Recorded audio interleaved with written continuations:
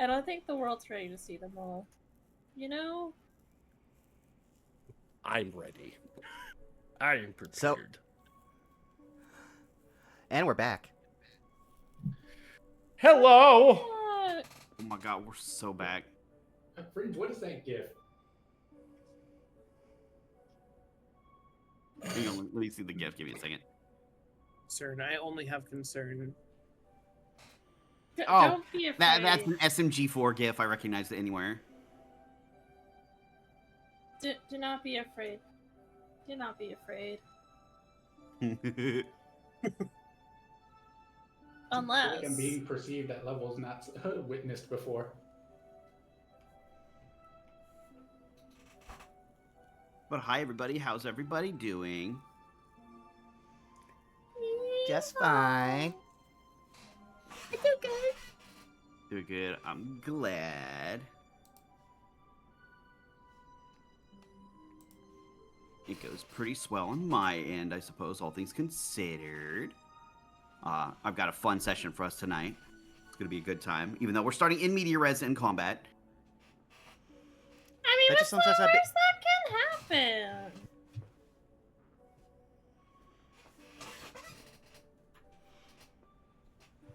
Are you ready for a wonderful time of Mario? It sounds like you're wearing like a hooded cowl when you say it that way. No, but somewhere in my apartment is my old Mario hoodie, and I was looking all day for it. Oh my god, we get to meet Mario this session? Wait, we get to meet Red Luigi? Oh shit. Red Luigi is Red wild. Luigi. Dude, I can't wait to go ahead and find Long Mario. Shut up. You invited me. Mario's a long way. Well, now I'm regretting it. Cross his arms like Peter Griffin. That's normal. That's normal. That's not nothing I'm not used to. Okay, now I feel bad. Oh fuck. Okay. No. I take everything I said back. I guess I'll go ahead and just stare at Big Walk and go, maybe one day. Big longing for a big walk. I'm big longing for It's a the big meme walk. of like you holding the picture between your legs with like the hand on the glass. And No, Yeah, just but a it's just picture one of the Big little Walk. blorbos for the big Yeah. walk. It's literally Fringe looking out the window like Squidward and seeing two of the Big Walk characters walk by instead of Patrick and SpongeBob. I just want to have a big walk.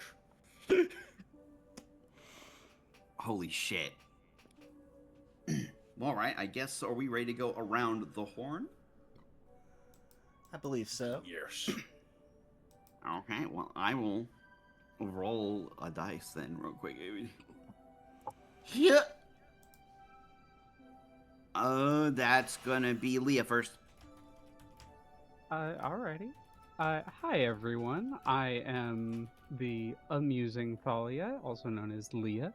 You can find me various places at Amusing Thalia, mostly hanging out with a lot of these folks. We got those who wander on Sundays, also back here.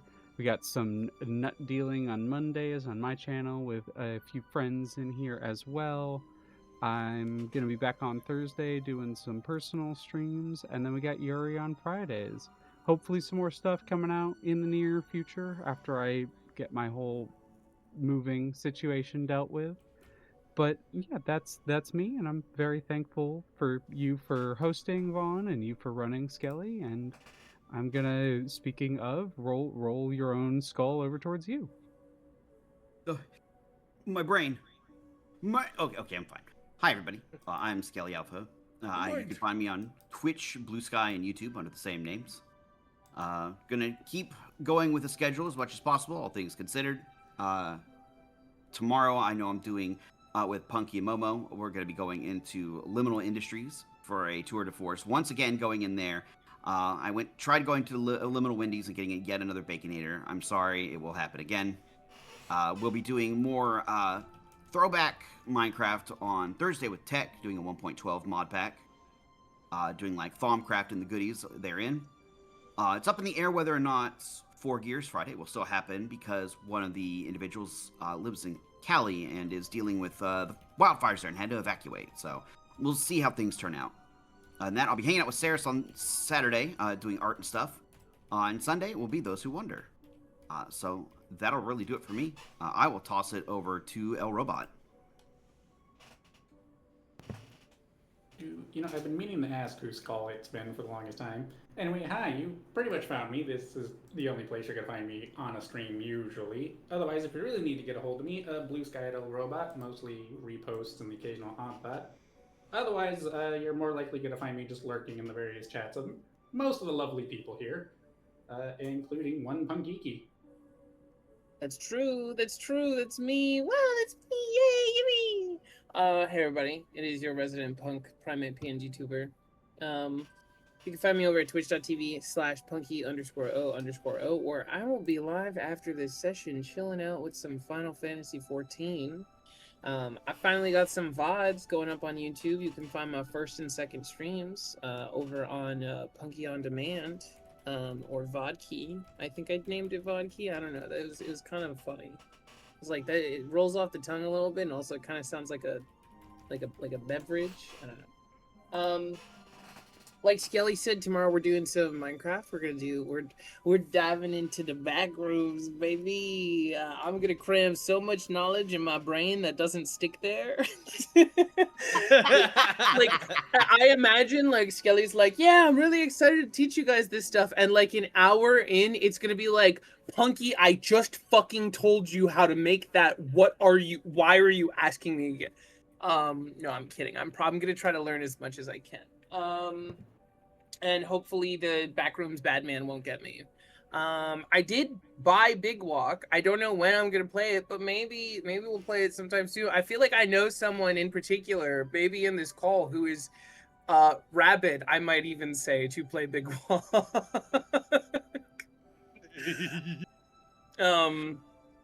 Yeah, we got, like Leah said, we got Yuri on Fridays. And Thursday I'm gonna be off like usual. Yeah, you know where to find me. You know you'll find me there frequently. And I'm gonna toss it over to tweets. Oh, snap. When I'm not drawing someone's demise, you can find on Blue Sky and Miss Tweetums, where I repost memes and once in a while post art. I have to post a bunch of art attack fight things. Yes, art fight's over. I still have to post some of the attacks I did during art fight. Some who were hit from art fight in this call. I'm not naming names, but and yeah, I kind of think I've been given permission-ish to say I will be joining a stream of sorts, a D&D stream of sorts, over at twitch.tv/XanalisGrim on Sundays in the near future. So be on the lookout for that. Oh shit. Oh snap! Oh my.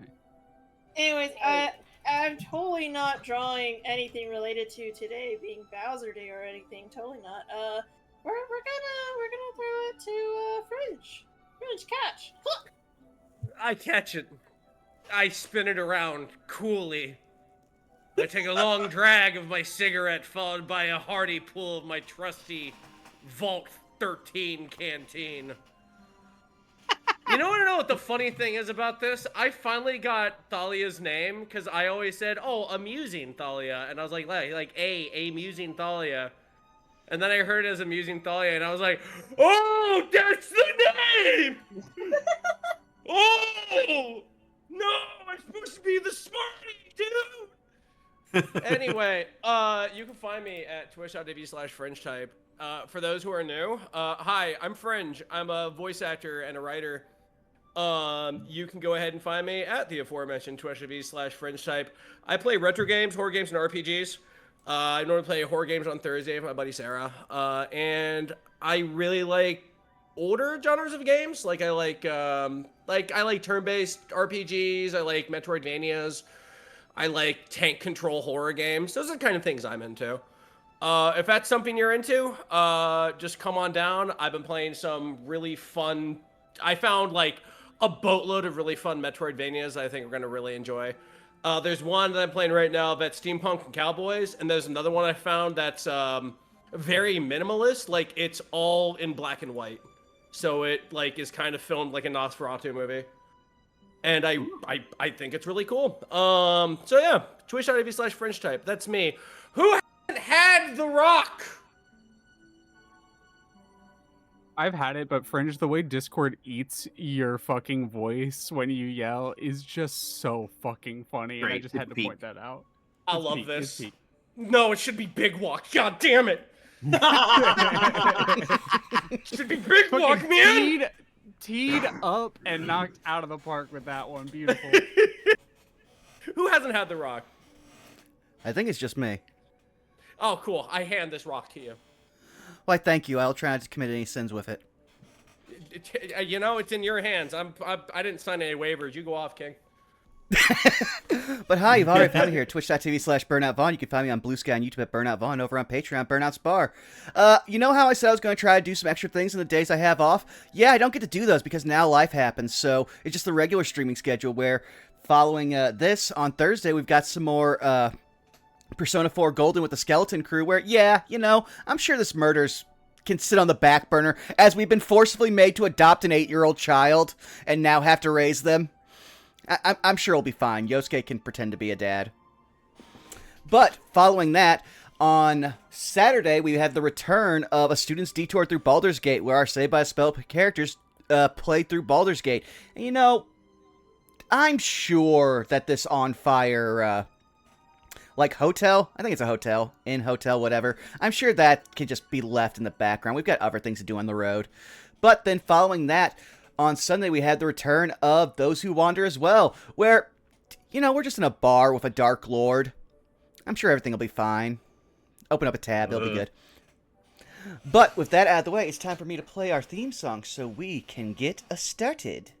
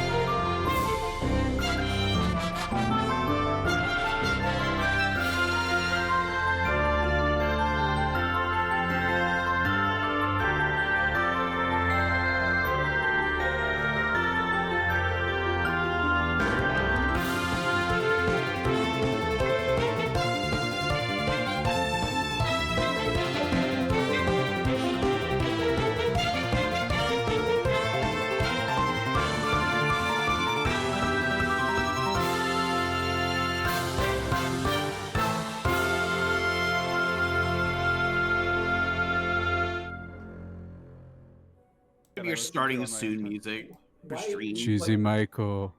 I'm just trying to figure out No! how much effort they put into this. Chad, help me. It's gonna take, for my own personal projects, it's gonna take all of my strength not to draw or write something that is cheesy Michael related. I swear Y'all to don't God. understand. Y'all don't understand, like, in chat, like, soon as Vaughn deafened, tweets activated and started talking about it. Tweets was waiting to, like, just throw me into the cheese torment nexus.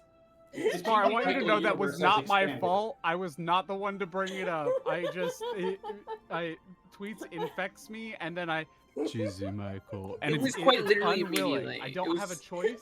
It was like as soon as the theme started, tweets like it was like a can like exploded, like someone shook a soda can and then opened it. It was like, I need to tell you guys about Cheesy Michael. You guys have no idea. I was sitting on this and then I kind of forgot about it, but for some fucking reason, the moment that cuts to the song, it's like my memory comes flashing back. Like we fucking have Memento. State-dependent memory. Oh my god. It's Tweak was It- activated like a sleeper agent. Oh my it's fucking it's God. so funny. Like we've been here for quite some Manchurian time. Candidate, but cheesy Michael.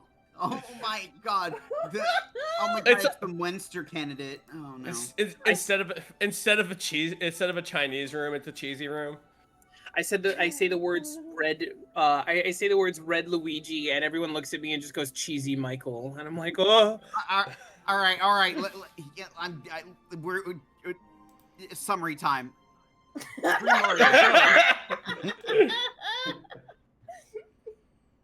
Gonna fucking like pull us out of this stupid fucking bullshit like right now.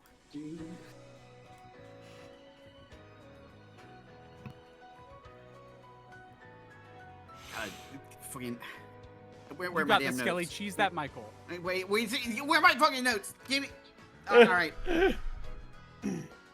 So, we picked up last time, in which the group had successfully made it to Creepy Steeple itself, having narrowly avoided an untimely demise at the hands of Crazy Daisies. You were promptly let in, but not without noticing a strange ritual going on outside the steeple by several boos.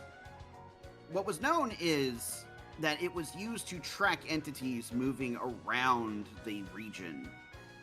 Perhaps them trying to still track the bell in some form, although it was coming up unsuccessful. You had found out also that it seemed to track the outside of the steeple and not inside, as uncountable number of spooks and specters were out and about in Twilight Trail and beyond trying to find them.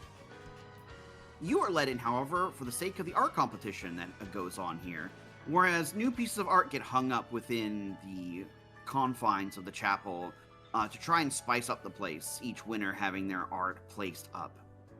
Once you were inside, you got to meet a good number of contestants, though none of them really seemed to immediately stand out, except for the one Wacka, which seemed to spook all the other boos, somehow, with its cute little face and unblinking eyes.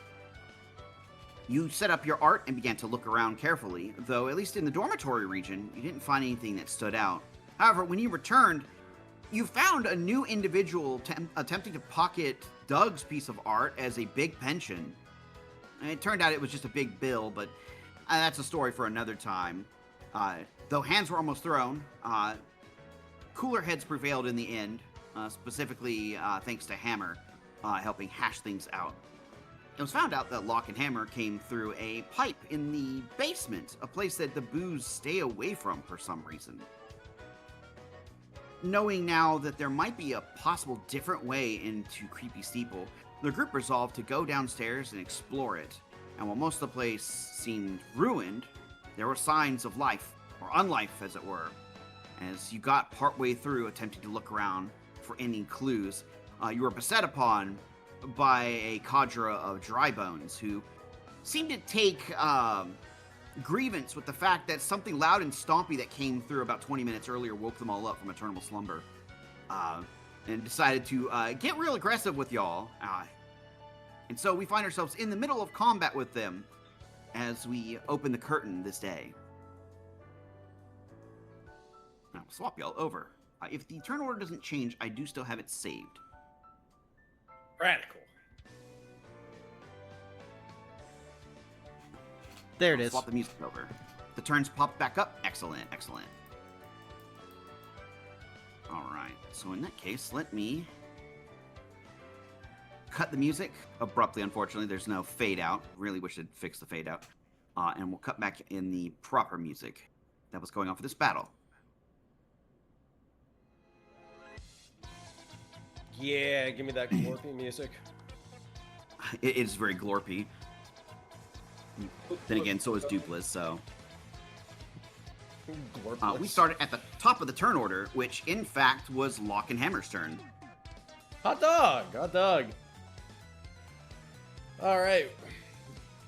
You are squaring off against a spiked dry bones that may have been some kind of rank you would think in life as you might have been. But at the moment, last turn, you put the pretty bad wallop on them. Though they are still standing. Get back to bed. We'll be out of your hair soon. Great tree fist. Damn. All right. Let me see what you get. 14. Oh, 16 because I'm sandwiched between. 16? Yeah. 16 unfortunately misses. Just barely. All right. Spin hand around again. Wallop. Ooh, that It's is a 14 unfortunate. again. That is unfortunately another miss. All right. Let me see if I can do anything on the bonus action. Let's see. It's a good number of things. Yeah. To do with bonus action. I'm gonna go ahead and use brace up on my bonus action. So I'm gonna go You got ahead and gain. My poison? Hold on. Fisticuffs die, pugilist level, con level. So this plus 1d8 plus 8. Let me just scooch. Hammer will also get this amount as well. Yes. 12. You and Hammer both get 12 temporary hit points. Alright, let me just log that over to them. Alright. I'll put it in the green for them. Alright. Sounds good. You ready, Hammer? We're gonna be in it! That's my turn. All right. Blair, it's your go. You are currently partially surrounded, but you also have a good number of allies around you. Yeah, we're gonna go ahead and keep hitting this guy because, you know, kind of started it first. That's true.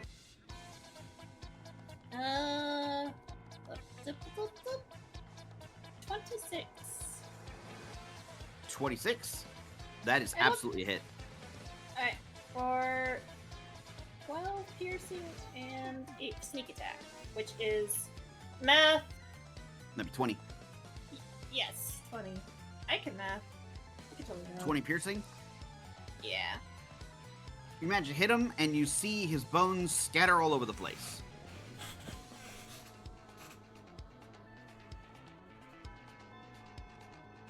Damn, I was just gonna try to mug him again, but okay. I mean, you mugged him. You mugged his existence. You stole his life. Yeah, Yeah, good thieving. I mean, last time you got his femur. true. I'll But put you wanted Shadow- fee more. I'll put Shadow Glare there so they can give that advantage for Addy. So Oh, give the +2, you mean? Yeah, absolutely. yeah, the +2. And yeah, that ends Blair's turn, as she's not dumb to move away from another person who might be swinging at her. Sounds good to me. Also, I'll remove your invisibility. All right, it is both of the big ones' turns now. You see the one next to you guys see the one next to Lock and Hammer. Almost like they can't really fully retract into their shell proper, but they kind of like crunch in toward their shell, and they begin to spin rapidly. I require Lock and Hammer to make a dex save. And they kind of do like you know, like the Bowser like down A. Yeah. That's 15 for Lock. Okay. And then, let me see for the saves here. Okay. I think you have the highest dex in the group. That's wild, considering I am built like a fridge. What do you mean? Blair's right there. True. And Outside 12 from outside Hammer. I can't believe you forgot about me. Wow. How could you forget about that? Wow. Wow. You hate Wow. them. You hate them. All right.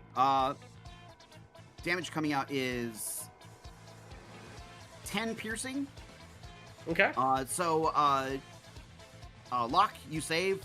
Hammer does not. And Hammer's speed next turn is reduced by half. Okay. but you'll still have temps. Didn't get all the way through them. All right. Radical. This one is going to begin trudging down through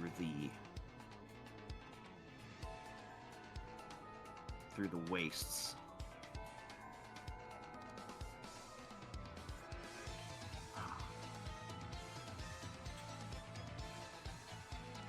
It's going to pick up a very large bone out of it and throw it at Eddie.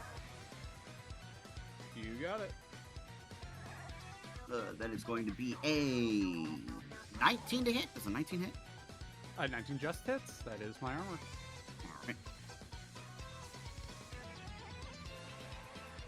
All right. It will be 11 bludgeoning damage. All right, I will drop an armature dice on that just while I have them. Sounds Down good. to 7. Alrighty.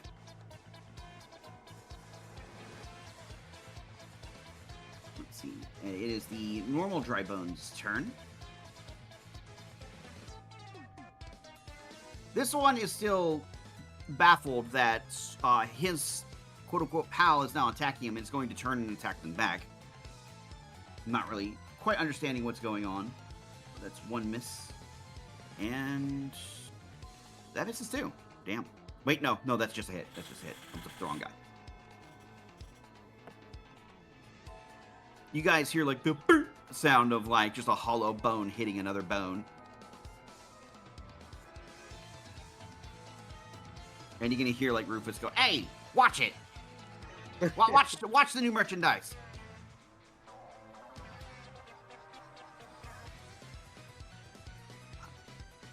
This one is going to try to throw a bone at Blair's shadow because it doesn't understand.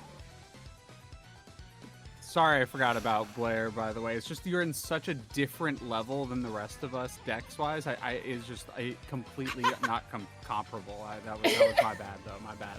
You know, I guess it might have been a good thing that I rolled and it chose Blair's shadow instead, because that is a critical hit on Blair's shadow. It's just that sound of like, oh, and it's gone. Ooh, Oh. And it does the like echo fade out. But Oh, hang on, I got you. Yay! It's just... Yeah, it's that. Yeah. All right, the one up in Blair and Addie's face is going to try swinging on. It's going to swing once on Addie and once on Blair. Sure. This one on Addie is a no. That is a 13. On Blair, No. Blair, that's even less. That is an 11. Yeah. No. Tee. All right, that is all of them. Now I need to roll something. Okay. All right. Punkiki, it is your turn. There's dudes. There's lots of dudes. You can even see from your position to the far north, there is one of those spellcasters that is starting to rise up. Near where the cold flowers were, actually. Uh-oh. I'm just gonna, we're just gonna keep doing what we do best. And, I'm gonna freak it. I'm gonna punch this guy. I'm gonna reckless attack. You got it. Oh yeah. Oh yeah. Oh yeah. Yeah. Oh yeah. Yeah. What? Yeah. Oh yeah. Oh yeah, what time? That's 11 total plus rage damage. Okay. That will actually knock it down. You just see it like collapse into a pile. Woohoo! Then I'm gonna march over here.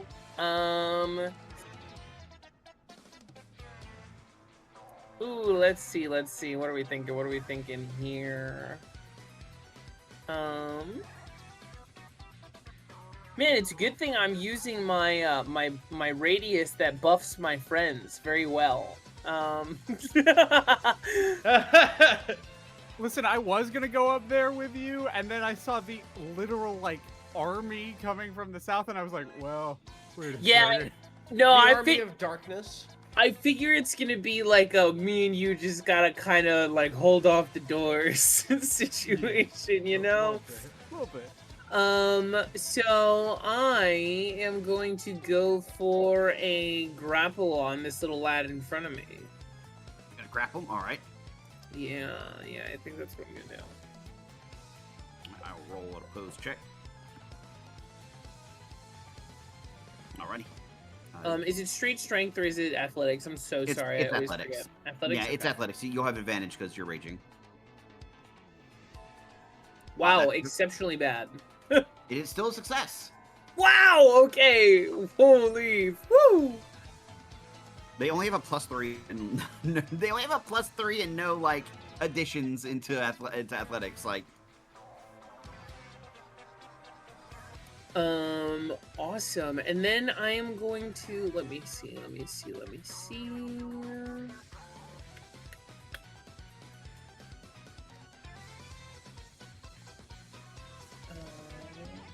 Fantastic. Okay. So the grapple was my bonus action from Tavern Brawler. No, because I have to make an attack on the specific enemy and then use it on them.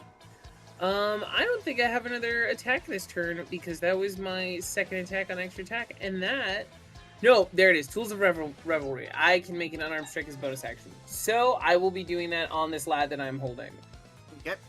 After I grab him, I'm just as gonna, long as like... you attack once during your turn, you can still do the bonus action. So you can attack, grapple if you want with Tavern Gotcha. Brawler. I wasn't sure if Tavern Brawler only procced on, like, the person you attacked, right? Technically, grappling is a form of attack. Like, it just specifies that you have to hit, which is the weird thing with Tavern Brawler. So, but as long as Yeah. you hit an attack or successfully grapple, you Then can you hit can it. enable Rules as something, okay. written, but it is Skelly's game, of course. Yeah. I so many people in the West March have Tavern Brawler. I'm well versed in it. Yeah, it doesn't specify it has to be the same target. It's if you hit with a unarmed strike or like an improvised weapon on a turn. It doesn't say it has to be the same target, if I remember correctly. No, it doesn't say it has to be the same target, but the verbiage made me think it... D&D 5e is a very uncomplicated game. Yeah, it's definitely a very like easy to understand and like really simple game that definitely doesn't have a lot of weird niche interactions. It's not Yeah, it is. Pathfinder, because it was Pathfinder, it'd be like, all right, it's hour 7, we're still working on movement. How does this work? Like, how do... Totally not a game for lawyers at all. And people wonder why I play apocalypse games. Me over here playing... I have no room to talk because I play Lancer. Anyway, you know it's not complicated. Same. Me punching this fucking guy in the gut. That's a hit. And that's going to be 9 damage. All right. He just like start punching. He's like, just, like, Dude, trying to chill flail out, to chill get out, dude. Be cool, be cool. It's all right. Go to sleep, go to sleep. Oh god, no, not the go to sleep. Go to sleep. Go to sleep. Go to sleep. Go to sleep. Just like hold her arm like around his neck. He's a skeleton, but like she's trying to choke him out anyway. And that's gonna be it for me. All right. It will be the Dark Parabones' turn. Except for this one, because this one's possessed by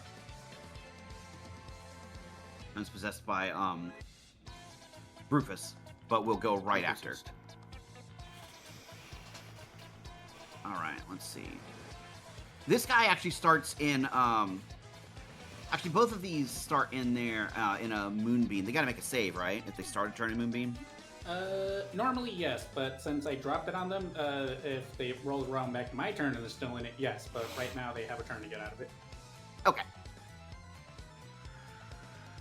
They are going to, however, they are not going to move very far from it. They aren't the smartest when it comes to spell casting. Let's see. So we got the 3 here, and then we get the one up north of Punky. Rises out of the some of the wrecked furniture that some of you guys were moving, but parts that you didn't disturb. It crawls out from under. And The problem is while you picked 2 of the cold flowers that are growing out of the crate, it appears it had a 3rd one on it. And it chooses to use it. So this Dark Parabones becomes rime-covered, and wings get a little icy and jagged as it starts to wield both a dark fiery magic and some ice in another hand. I'm in danger.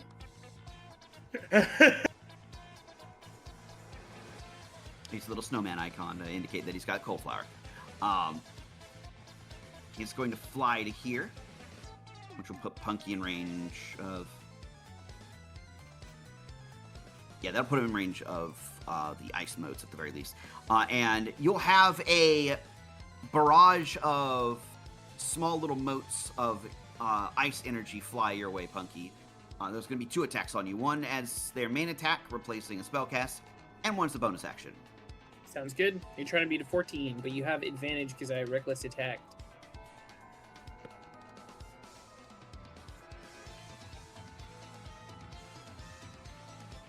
Oof. That is going to be a... What'd you say? Oof. Wait a That's going to be a minute. hit and a crit. Let's see. Let me double check the effects. Wait, 2 crits? No, just 1 hit and a crit. Oh, that's so bad. But You're not the one getting crit! yeah, that's why I said it's still bad. I have empathy. I thought you said that's not so bad, and I was like, damn, Fridge is throwing me to the fucking bones. No, I'm not. I watch Sesame Street. I know how to be kind. God. So this is going to end up in something funny, kind of. Uh-huh. And I will describe the situation. So first off, the normal hit is 5 cold damage. Okay. And your movement speed is reduced by 10 feet. Okay. There's a very good reason that happened in that order, that it was a hit and then a crit, and I will explain why in a minute. The critical hit does 11 points of cold damage, and you are frozen. Uh-oh.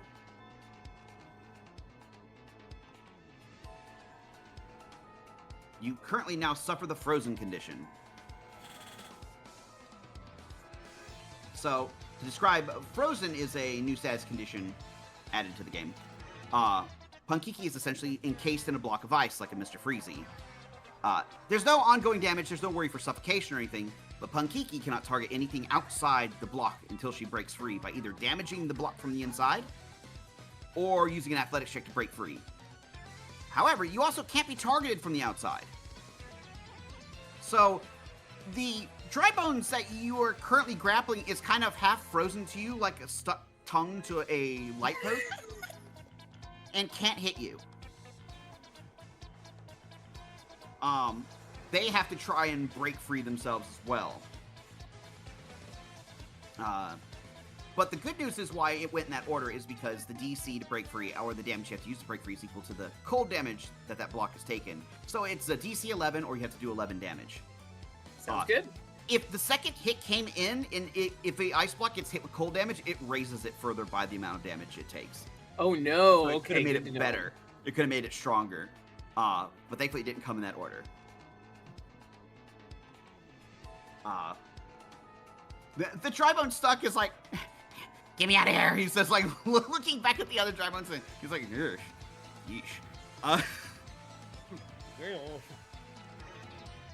Alright, but that is that Darkbone's turn. These 3 down here start opening fire with volleys of dark magic toward Blair and Addie, being the people up front. I'm going to...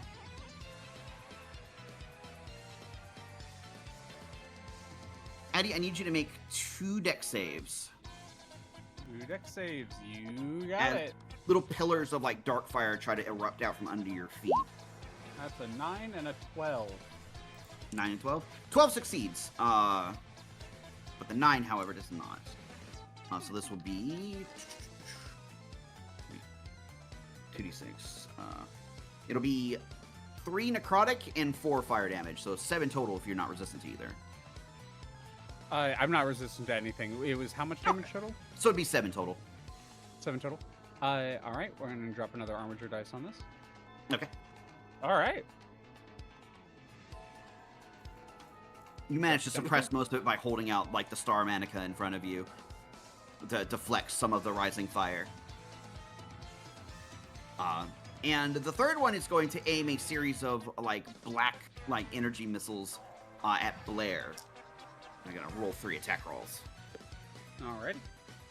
That's a no. That's a no, and that's a okay. I'm rolling a lot of crits, but it's very low damage anyway. So, interception reaction on both. okay. Sounds good. Oh shit. I mean, we can do both because mine doesn't for sure reduce it by everything. I'm just gonna. It'll be 6 necrotic damage. All right. Well- Go ahead. Go.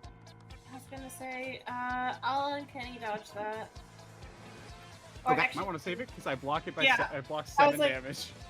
yeah, never mind. I saved my uncanny dodge because it's fine. Hey, if you get hit by something else, you still have it up. True. So I saw how somebody many- in chat say, "Do they know magic missile?" Sort of. They know like a necrotic version of Jim's magic missile. If anyone remembers that one. Yep. Acking. So it does attack rolls, does a bit more damage, but if it rolls a 1, it's gonna just eat shit.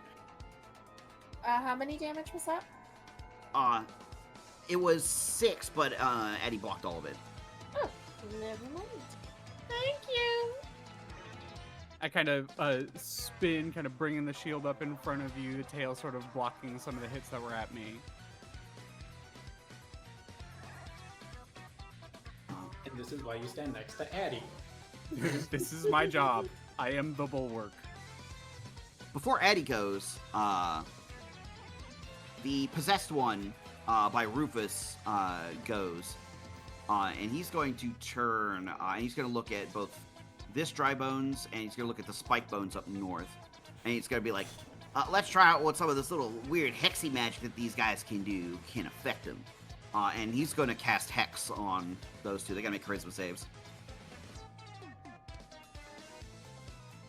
No. And no. Oh, actually, the dry bones actually saves right next to him, but the spike bones does not. So they are currently hexed.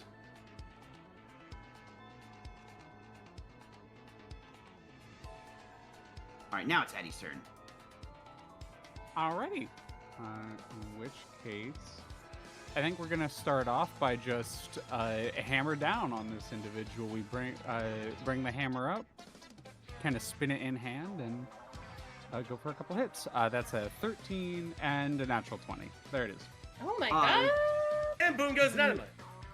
Was that against the dry bones? That's right. Yeah, right in front of me.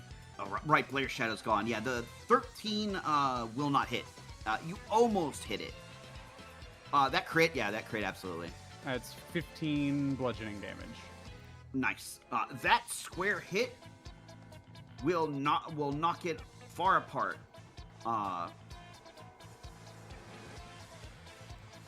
The pieces go absolutely flying across the room like almost like Gmod Ragdoll. I look back towards Darren and just give him I either stay by me or get somewhere safe, and I'm gonna step in front of Blair towards the big guy. Sounds good. I'll also move to back on that one. There we go. And bonus action, I'm going to make sure that I do this correctly because I'm still learning a couple things. I think I'm going to want to make. I was reading these beforehand. Okay, so it's 3 FP for this one. Bonus action, and range to hit. Okay, cool. Then I am actually gonna save it. I'm actually gonna save turn pass. Okay, let me grab the token out from under you real quick. I need to do something. There we go. Oh, good. I'm just gonna put him right there. I wanna give him an icon real quick for something. Okay. All right, Darren, it's your go. Darren, just in response to Addie. Okay. He's gonna move right here. Hi, Doug. And then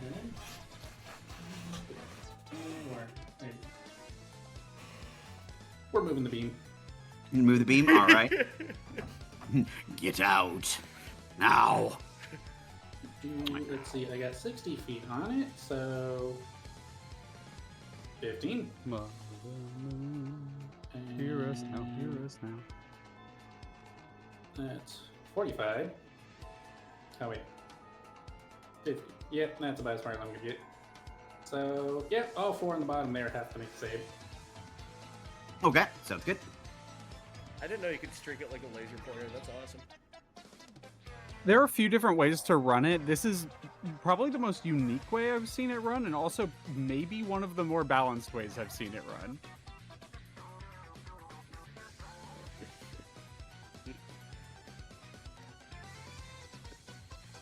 All the stories I could tell. All right, we had 2 saves, 2 fails.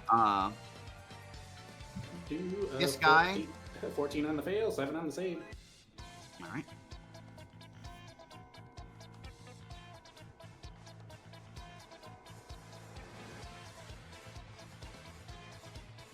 It's at 7. Okay. In game, there's just a paper moon on the ceiling that's now just hovering over all of them.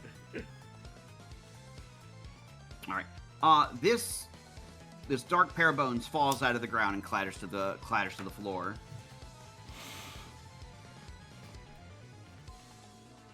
Wait, was that the one who had Bane on me? Yes, it was. Neat.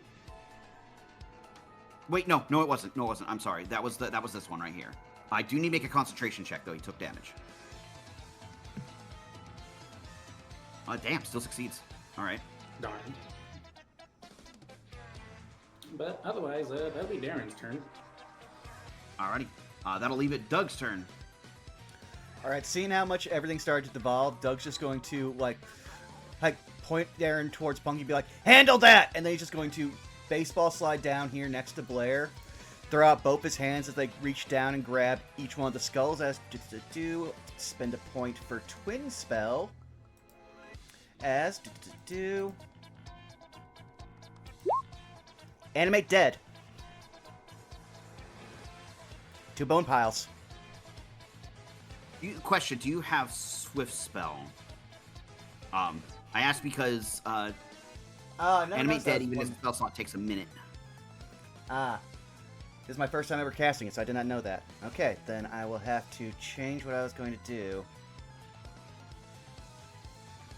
Could be a fun idea for an upgrade. You can twin it, but it does take a minute. Well, I mean, I couldn't. The point of twinning it would be pointless at this point, so I'll take back the spell, and then I'm trying to think. However, that does give me a fun idea for an upgrade for you later. You know what? I'm going to try something just as stupid, so I will spin a twin spell, but instead, since I can't use that, I'll use it 2nd level. Where are you on my sheet? Spectral Slash. Okay. And so that's the first one, and that'll be at this guy. Take color. All right. All right, and then that's a hit. Here. 1 second. Let me do the other one real quick. That's a 17 on this guy. Okay, that is also a hit. All right. So the first base damage is.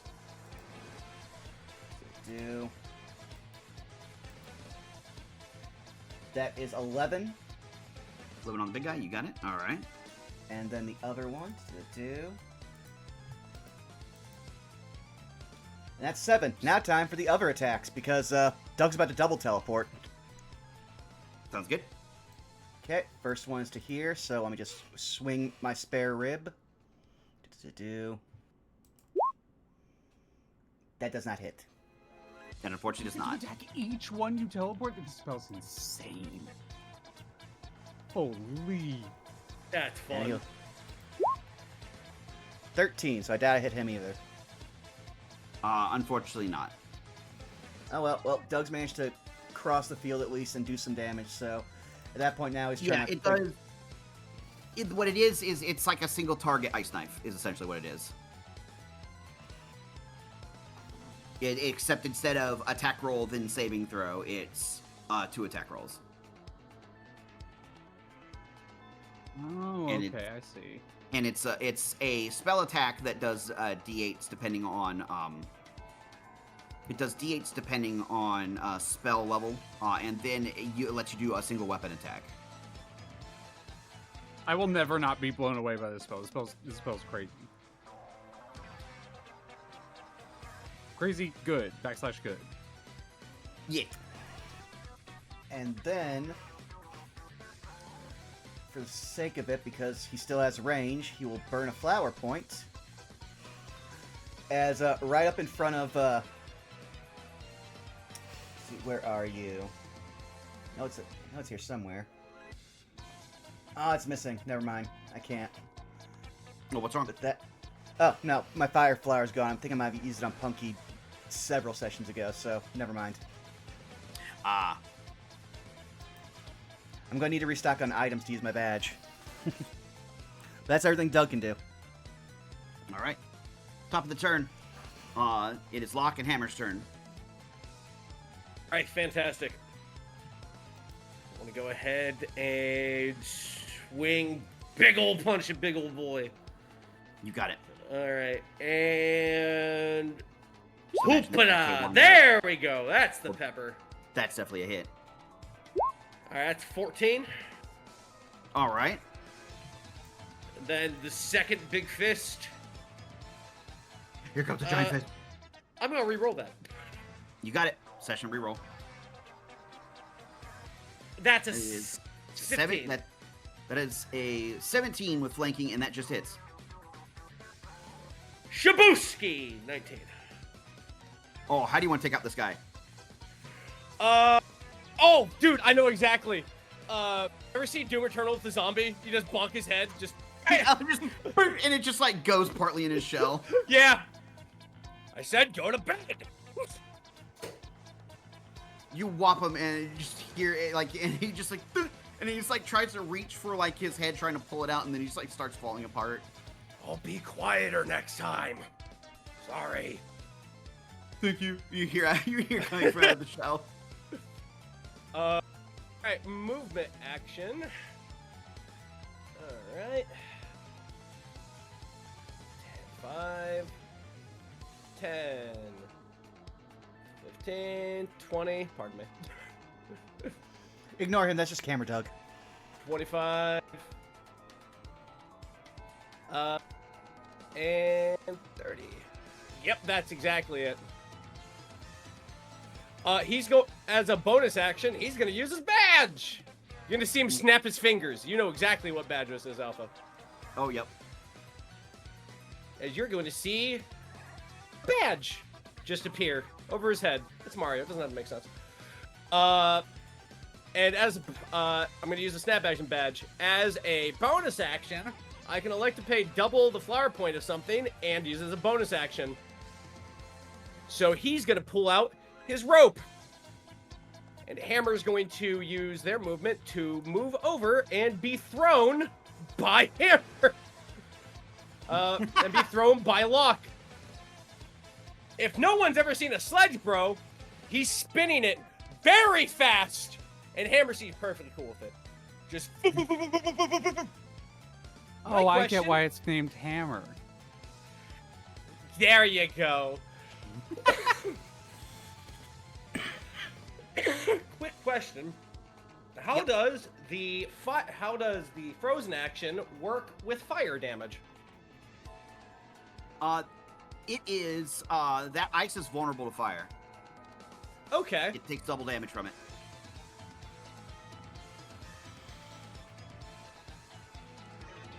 Hammer! Help out, Bakete! And I'm gonna go ahead and just measure this real quick. With the fling they do. Let's see. We're gonna go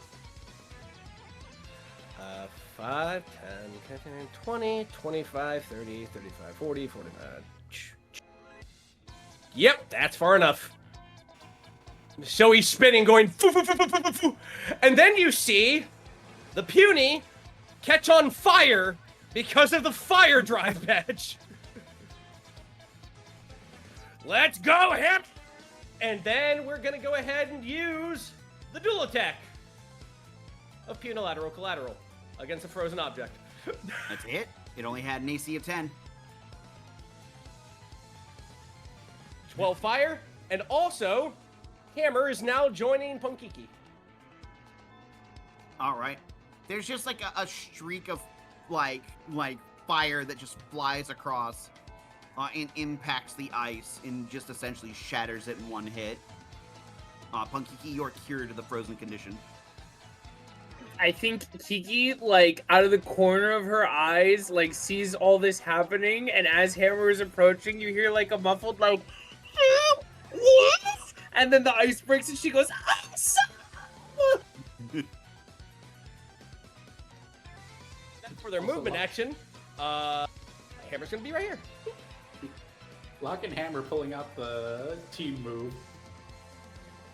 Well, the enemy that, I mean, it makes sense. The enemy that Lock and Hammer are based off of from Superstar Saga. Yeah, it's a Chompro. My favorite big man. And that's my turn. That's everything I can do. That's a good ass turn. Man, I can't believe Lock hit all the quick time reactions perfectly. I was half expecting to see Hammer just go over Punky and just hit the wall. Okay, that might have been something funny if you would have rolled a 1. I was gonna say, there's no bad answer there. It's either you do something awesome or it's something hilarious. What I like about this game, this is so fun. Oh, absolutely. Like, yeah, the worst case, like Hammer wouldn't have took damage. They would have just, like, hit the wall funny. All right, Blair, it's your turn. All right. As much as I appreciate being a damsel in distress, I think we should be helping out a little bit more. And, because Blair doesn't have to worry about touching the ground, the no-no zone, we'll go over here. And, do you have that sound clip of the reversing? Oh! The reverse what? The reversing, like, screen fade back. Oh, hang on. Let me, where is it? Do I have the reverse actually? Shit, hang on, let me check. Oh no, it's okay if you don't.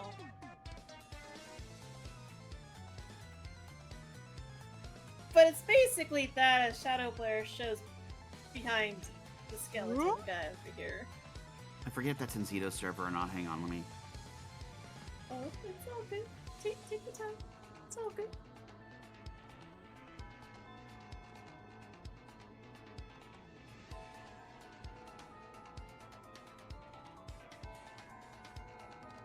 I'm not seeing it, unfortunately. Not in a That's quick okay. glance. I'll have to relocate it. That's okay, but that's basically what happens as Shadow Blair shows back up on the scene. Right behind Skull Guy right here. You got it.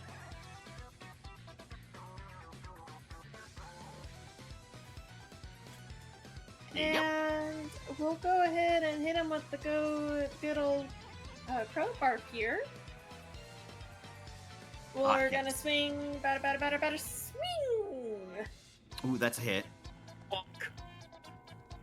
For 15 total. 15. You got it. And I'm gonna use the mugger too. So let's see. Sleight of hand against their passive perception. I think. Let me double check. Sounds good. Yeah, you just went up to this and it got distracted by Blair's your Shadow Blair showing up and just... At 24. Ooh, that is definitely a success. Roll me a D100 out of curiosity. Ooh. 33. They unfortunately don't have too much on them at the moment. You get 1 coin. Yippee! Coin richer. Coin. I just imagine Shadow, like when Blair was hitting her with that crowbar, the Shadow was just sneaking that coin, and when the skeleton's head just kind of squirms back normally, there's a toss in the air and a coin in Blair's pockets all of a sudden. All right. Anything else for you? Strike a pose, and that's it. Nailed it. All right. The spike bones go.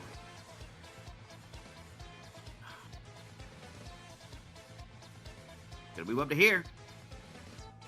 It's gonna do the same spin move that it tried on Lock and Hammer. I need Blair and Addie to make a dex save. Word. And it spins, and it causes some of that disgusting ectoplasm to fly around everywhere. That's a 16 apparently. So see, that's pretty damn good. 12. All right, 12 do fail. It will be a total of 8 piercing damage. Uncanny dodge. Yeah, you can uncanny dodge it, and Addie, you only take half. However, Blair, your movement speed is half next turn. Not like I'm going anywhere.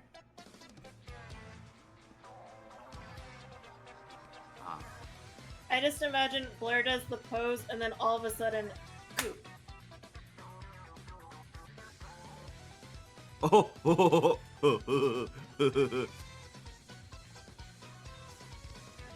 Feeling very like you're doing a damn well job, Locke. You and Darren hear a sound nearby you.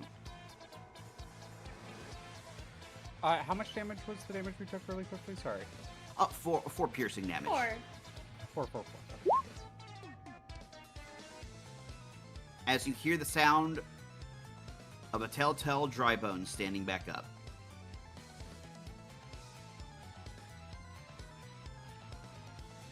As the big guy stands back up in the corner. Uh-oh. No, he doesn't look very sturdy at all. But it's not going to stop him from starting to walk your way again, Locke. I look back at him and crack my neck. He's going to try and swipe at you twice.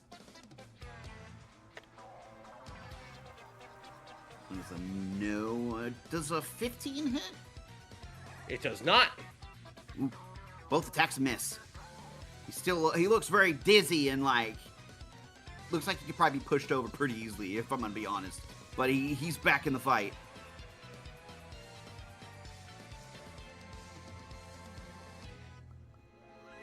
Let's see.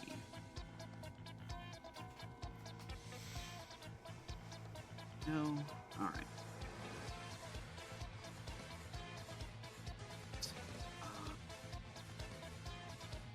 That's a no, and ooh, that's a 19 on Locke with a flying bone hammer. Okay. Yep, the 19 does hit. It only does 3 damage. It does minimum. Okay. It flies a bing, bing. The one between the two Blairs is going to try and lash out at. They keep falling for Shadow Blair today. What's Shadow Blair's AC? 10? Okay, that is a hit. Yeah. Shadow Blair disappears again, but you avoid an attack. There's a second swing on you, Blair, but it misses. Yippee! Like the other two dry bones that are up is the one grappled by Punkiki. It's gonna try like swiping at you wildly. That is a no. Even with advantage, that is a no. The one next to Hammer. No. They cannot hit to save their life today. Alright, Punkiki, it is your turn. It's time for murder. Alright, I'm just gonna beat the shit out of this guy that I'm holding. This guy's getting it. I think he tries to claw at her and whiffs, and you just see like menacing punky .jpg. I think you get a +2 to this too, considering where I put Hammer. Punky, you would have to be one more over to the left to benefit. But if I move over one to the left, then so does he. Well, actually, no, he wouldn't. You can maneuver around a target that you have grappled. same likewise. You can use your movement. You can use double your movement to actually move a target around you as well. Gotcha. Well then, I'm just gonna move here. 21 absolutely hits. Fantastic. I'll roll damage. Yeah, it's 11. All right. Just like you're like. It's like he's like dizzy him real bad. And then I forgot to say it for the first one, but I will say it for this one. I am reckless attacking. Okay. Oh no! Ooh, that's a little yucky. It is. Use the reroll. Oh, Can I do use have the your- reroll? You do have a session reroll. I think I'm gonna use my reroll. I'm not nervous about that one. I was so ready to see crit fail again, gang. I'm not gonna lie. I was really ready for the game to be like, Man, no, I dude. You did crit fail again. Don't forget your all or nothing badge. I did also crit fail again. Well, here we go. Wait a minute, I lied, and I did actually crit fail again, and that is what happened. Do you remember earlier how I said my life is just me holding a stick of dynamite that always blows up in my face? Do you Oh remember my when I said god, that? real. Man, I'm looking forward to Real. Coyote vs. Acme in a related text. But yeah, unfortunately, those are whiffs. And then I have a bonus action punch, which I will use. Okay. Ooh, ooh. The The pendulum scales swingeth. balance. I already rolled damage. Well, time for murder to happen. Oh boy, murder. And that's plus rage damage. So that's 13 damage total, because I don't think rage damage goes to both of them. So that's just You, like- 13. You punch him, and he just like falls to pieces. I didn't even think I punched him that hard. I kind of felt like I whiffed. Like honestly, I thought I punched like in between some of his ribs. How do these guys work? You know, that's a very good question. The one beside like Hammer and Hammer and this Dry Bones are like squaring off, and like he stops for a moment and like looks over. It's like try not to think about it too much. Oh, okay. I'll keep that in mind when I'm pummeling you. And she moves up next okay. to him and ends her turn. All right, it's Dark Parabones' turn. It's gonna be one ice mote on Hammer, one on Punkiki.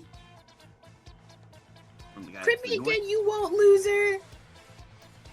It'd be so funny if I would have rolled it again. That is a 14 on Hammer and a 15 on Punkiki. 15 will hit. 14 misses. 14 misses. All right. Punkiki, you take minimum. You take 3 cold damage. And next turn, your movement speed is reduced by 10.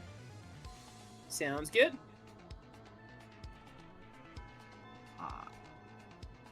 See, there are 2 guys down here still alive. This one is going to once again try to attack Eddie. It's going to use one of its spell slots to do that. Those like dark missiles directly at Eddie this time. No. 22. And no. Alright, so only one hit. Yarp. That will be absolute minimum damage. That'll be 3 damage. I'm not even gonna dice that one. I'll just take the 3. Yeah, 3 necrotic if it matters. Cool. This one is going to try and, by Doug, is going to swipe at them. Their claw kind of like glows like a little, like almost like a little darkly as it like swings down at you, Doug. I believe an 18 hits. I could be wrong. It does. Does all right. Damage will be 8 necrotic damage. I believe you take half, if I remember right. Yep. Thanks to my subclass, that's 4. All right. see. And then it is, before Addie's turn, it is Rufus's turn, who's going to proceed to cause problems for the Dry Bones next to him. Dry Bones has to make a dex save. That is a no. Dry Bones will take 3 fire and 2 necrotic. It is resistant to necrotic, so it will only take 4. Alright. Addie, it is your go.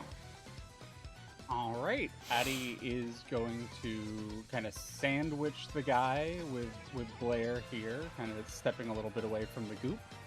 And we're gonna start off. I wanna do the thing, but there's gonna be a harder fight later, so I'm gonna save it. So in that case, I am just going to go for a couple more hammer hits. You got it. That's a 15 because of Blair, which I still think misses, and a 12. 2 misses. Unfortunately, they both miss. That is true. Their shell appears to be made of much sterner stuff than the other smaller ones. Alrighty. In that case, bonus action, I'm gonna... I think she's fighting defensively right now. I think she just has the shield up, and she's almost just like shield up and kind of swinging on the other side of it, and she's getting her breath back a little bit, and I'm gonna second wind as my get a little bit of HP back. Turn. All right. Darren, it is your go.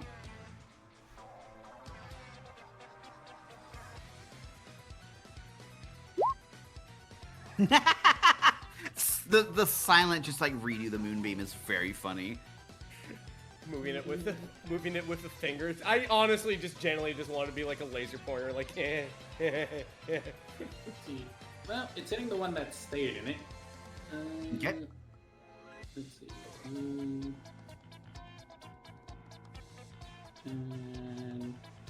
Oh yeah.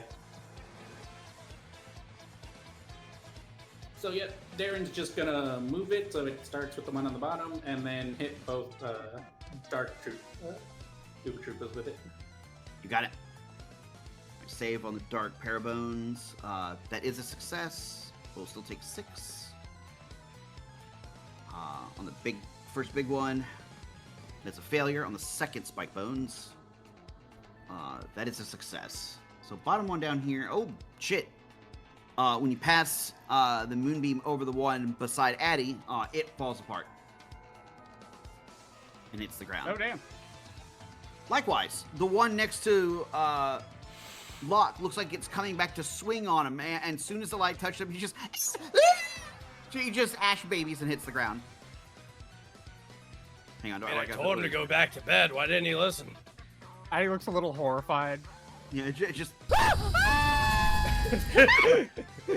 Addie looks really horrified. He's on the ground just fine. It's literally like that's his reaction to it. Like the bones are all scattered around, and his head looks like it's dizzy, and he's not getting back up this time.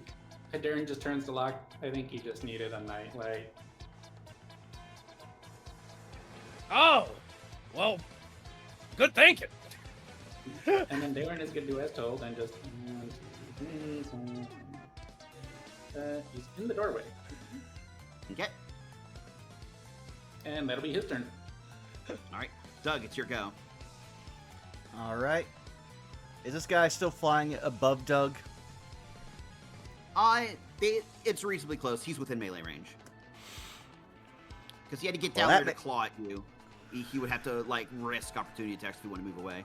Well, Doug needs to risk an opportunity attack because he needs to be able to throw. Ah, good point, good point. All right, I'll attempt a Dark Claw attack on you then. That's a reaction. No, that is a 3 on the dice. I'm not bothering. Okay. Well then, he is then going to burn another sorcery point. And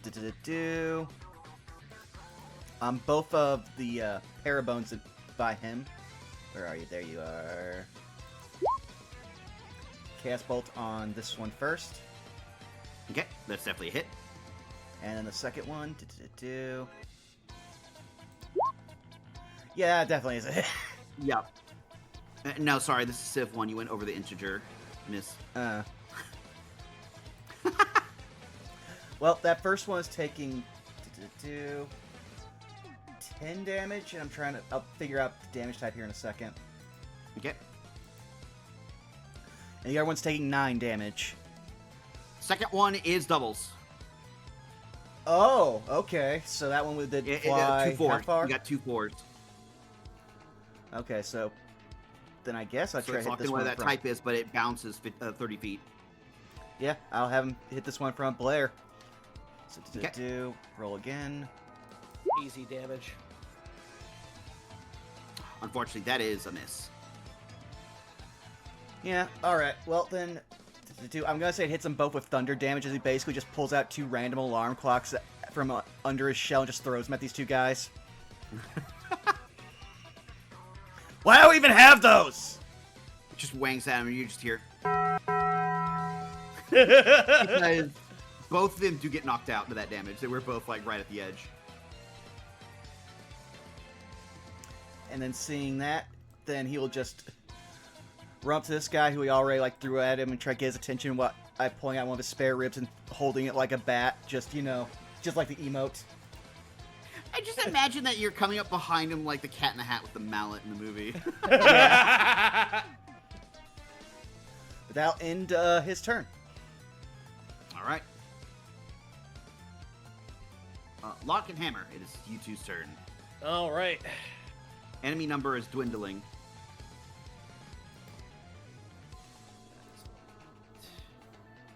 You know that there's the dry bones here, though you got to be careful about the ectoplasm around. There's the one also sandwiched between Blair and Doug. And it sounds like there's some fighting going on back in the hallway. All right. Let me just do some movement real quick. See if I can.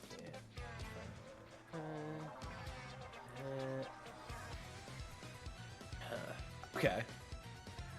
You're fine so long as you don't like directly trudge through it or end your turn on the green stuff. You'll be fine. Okay, I'm gonna draw a line. Would this be enough to go ahead and just engage this guy? Yeah, absolutely. Okay. Looking over at Addy. Yeah, looking over at Addy. Keep up the good fight, Goth Plumber! As he moves over this way.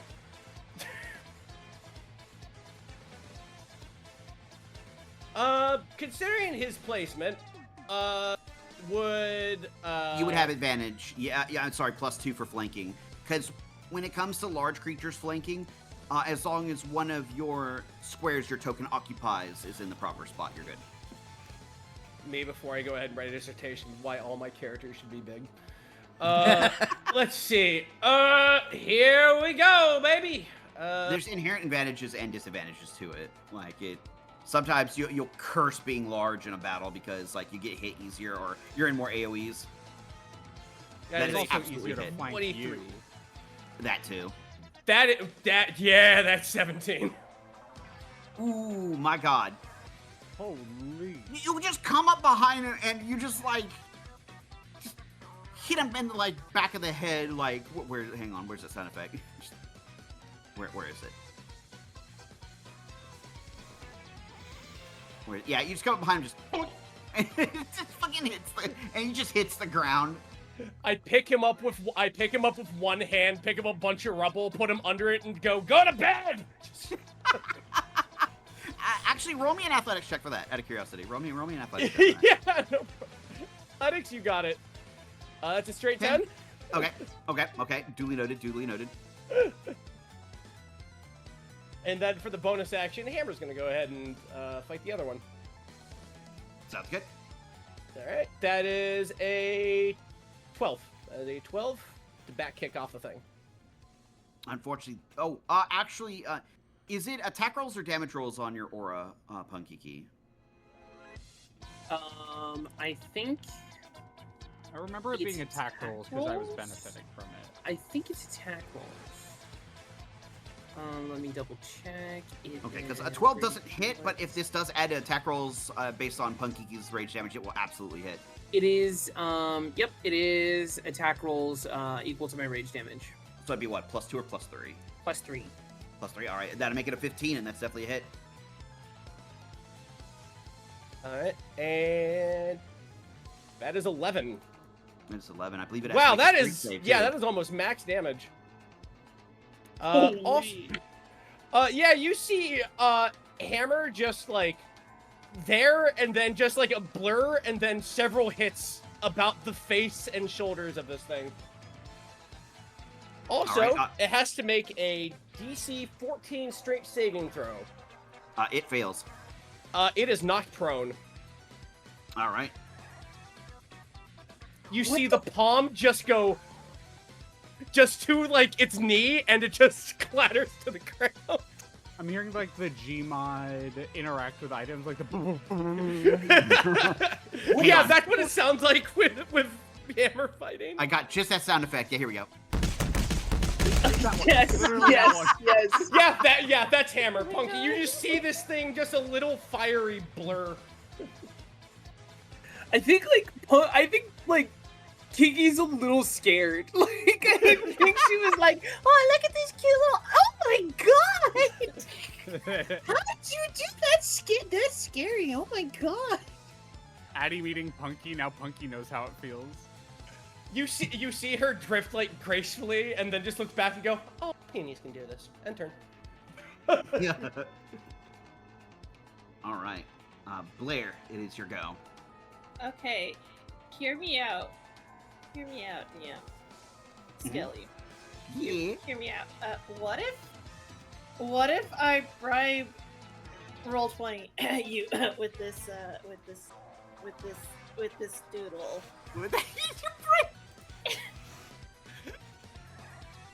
Hold up. what if you bribe her with oh Why are the moly. booze hot? What? All right, all right, what are you bribing Why'd me you for? just set All all right. the boozer hot Skelly? It's so crazy. This is a silly game. I'm not above being bribed. That's when that's go to chat. I give you a Blair doodle. In exchange, instead of a +2, I get a +3 for this attack. Let's see what you roll first. Okay. I'm sorry, I'm just taken back to the boo from last session. I guess roll 20 was definitely on your side for that one. I have successfully bribed roll 20. Let's go. All right. Roll the damage. Turns out Blair doodles are in fact actual currency. For 19? All right.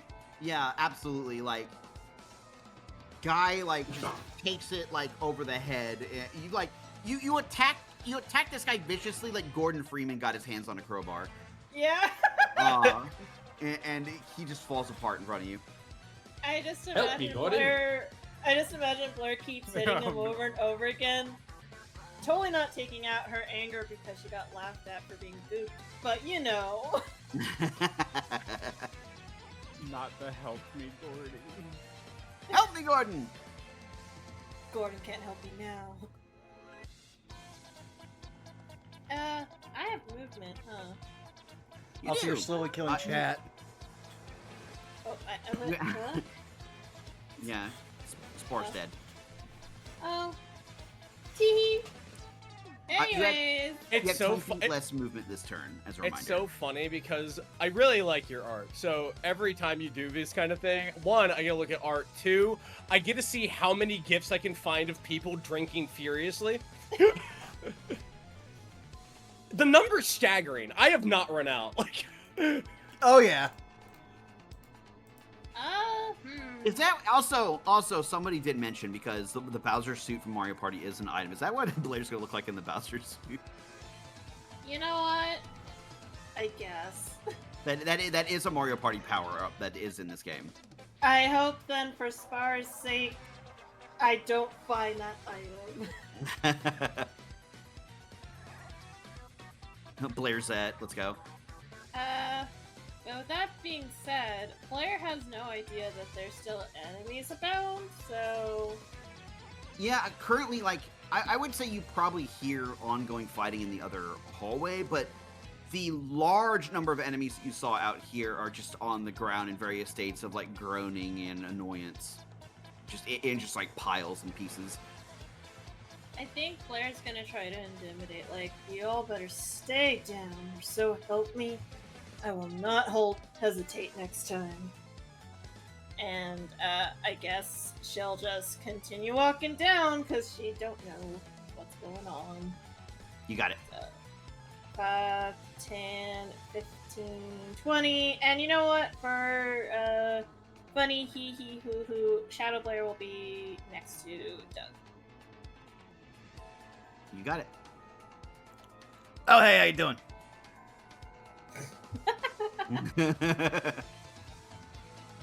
That ends Blair's turn. Alright.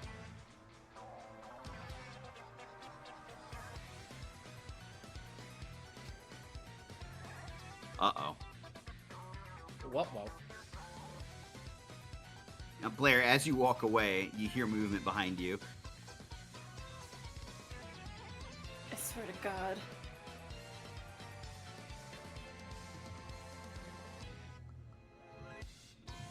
As the big guy stands back up.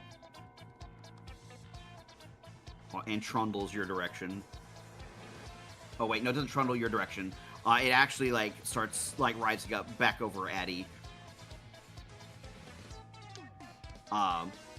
And Addie, this catches you off guard as you're, like, watching, like, Blair move forward. Like, the big guy just stands up beside you, or recollecting himself, and swings at you again.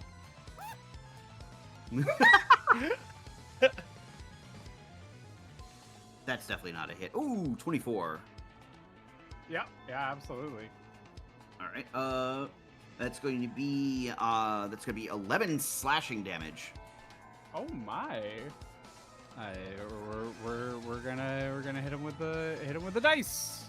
Yeah. 7. All right. That'll lower it by 7. Or lower it to 7. All right. Let me roll again. Nope. All right. Punkiki, it is your turn. It is time for more violence. Yeah, I'm just gonna like punch this guy really hard. Sounds like a good plan. That's just what I do. That's what I do. That's You what have a advantage geek does. because it is prone. Fantastic. I will not recklessly attack. Then I will just attack. Yup, that's a hit. That's an 11. I'm rolling a lot of 11s today. The number of the day is 11. All right, that is enough to take him down. She just, I think, like, punts his head. I think she just punts his head. All right, roll an Punch attack roll. Kiki. Roll me another attack roll if you do that.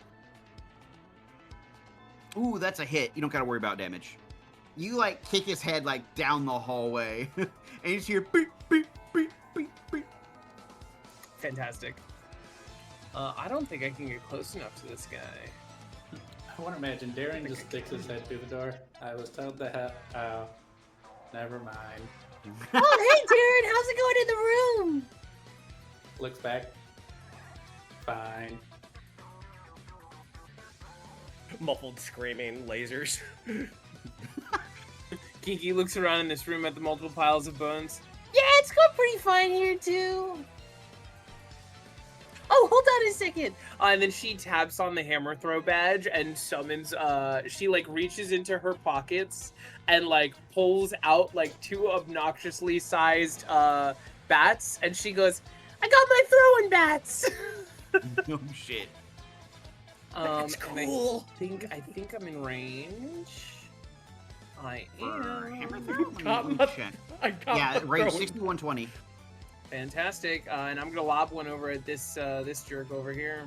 Okay, spinning FP, you like supercharge these wonderful bats, and you throw them as if they're like a lawn dart. What in the name of Appalachia? I got throwing bats. I was imagining like almost like a boomerang, like they spin through the hair, but I like a lawn dart better. Like I like her throwing it like a fucking javelin. Dive bomb. Some Sir- blunt-ended javelin. Surface to air missile, except it's just a fucking bat. Head first, just like straight line through the air, no The arm. bat knows where it is because the bat knows where it isn't. The bat is tired. The bat is very sleepy. The bat Because is you see, it's It's tired from it's all buzzing dry about. bones. Because you see, it's all about causality, and causality's a funny thing. Okay, it's +5 to hit. I love You know, you it'll Pegasus. be your normal like attack with a weapon, or its inbuilt modifier, whichever is better. Oh, mine is better. It's a +6. So I will roll that, and conveniently I have an attack for this. This is just a bat. Just a bat. This Alright. is just a bat. Nice. I don't think it crits because I did not recklessly attack. So It does not, unfortunately, but it's still 2d6 plus your strength mod.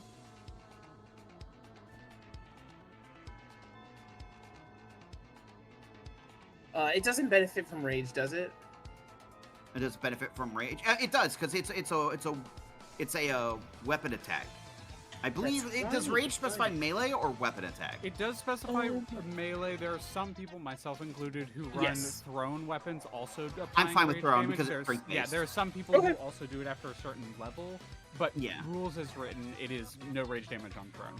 I'm You can run fine however you because want. it's a strength-based weapon, so like I Okay. feel like that can be applied. Sounds good to me.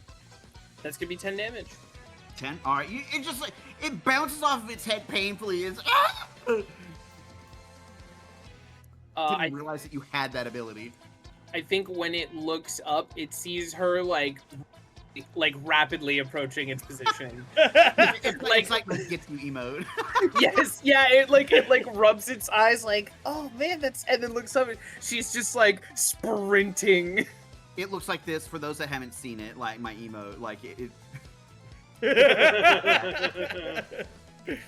I know this isn't it, but I just can't help but picture the Monty Python, the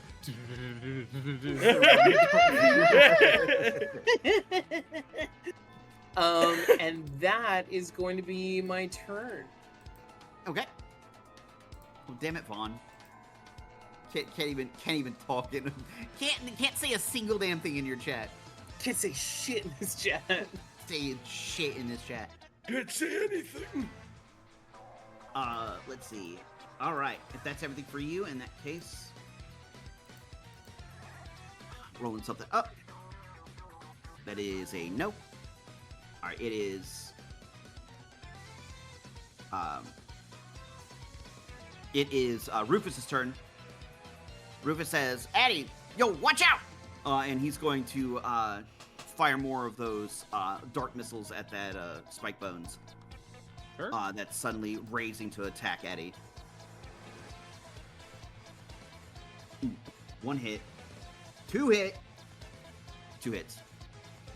Doesn't matter. As long as it takes 1 point of damage, it falls back down. And it hits the ground in front of you, Eddie. As the missiles like streak past. Looks like 2 of them land hits on it. Okie dokie.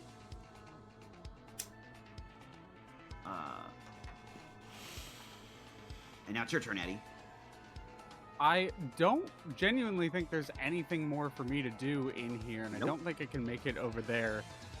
So I think she just does the scream, and then it just drops to the ground. And I think she just grabs its skull and she just shoves it into the shell, a la Luffy pushing the zombie back in the ground. It's like, no. So that's turn. And it's just like weakly, like trying to like stop you, but it's Please gotten like. go to sleep, please. All right. Here.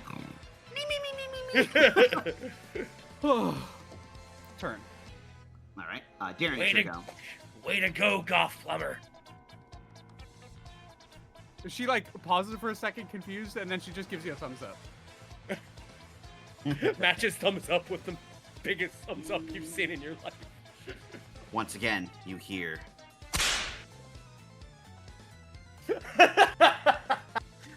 Johnny Test is here? She like looks around confused. There's just the airborne whip crack sound. You're like, where the hell did that come from? Is anyone else hearing that? Hearing what now? But yes, Darren looks back at the room, sees all of them have fallen over again. The beam is still there, but he's not focusing on that right now. You could see Punkiki streaking off towards something. Hammer's indicating where Punkiki left with just a poke of her palm, like poke. But he has a vision, so those bones are gonna get hit by.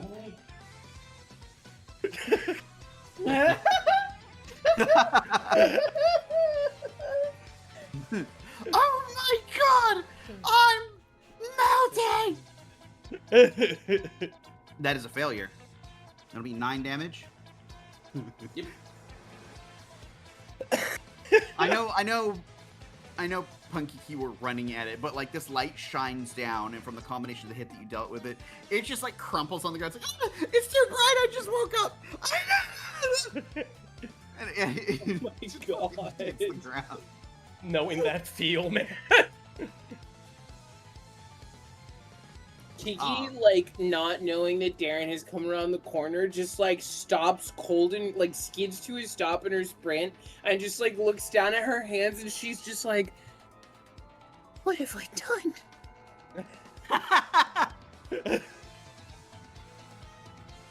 Just like trying to like grab like some of like the furniture and like trying to hide its eyes. Like it's too bright. I just got it. She throws the other bat she was holding, and she's like, "Be gone, foul weapon! Cursed object! How could you do this?" But Kiki, I didn't know your bat could do that. I didn't know my bat could do that either. I'm scared. Darren just looks down at Hammer. Oh, by the way, that was really cool earlier. Oh, what'd you do? No, I mean the flame thing into the eyes. Oh, thank you. We've trained for that for weeks. Oh, Anyway, that's Darren's turn.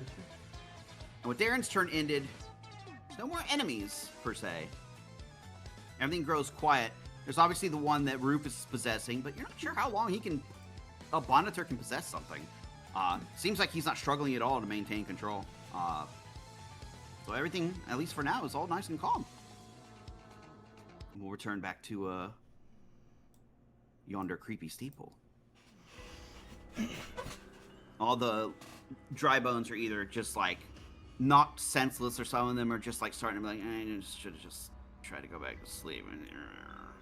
However, as their bones and everything scattered like all over the place, you don't find any items, but each of you do manage to round up 8 coins each. Right. Yay, money! Most Where do likely you normally literally put the knocked coins out at of the on middle. the character sheet for this thing? You just put them under It'd be GP? gold pieces. Yeah, it'd be Okay. GP. There's nothing. There's nothing less than coins. There's only a singular currency.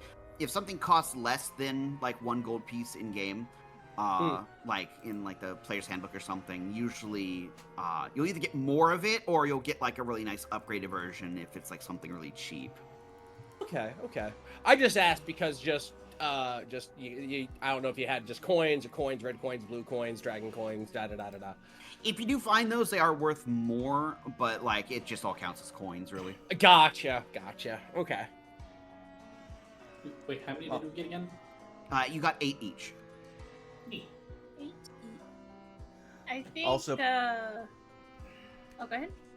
I was gonna say, you'll just hear from Doug.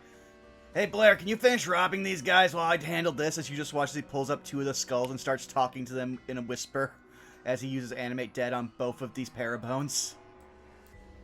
You got it. You want me to what now?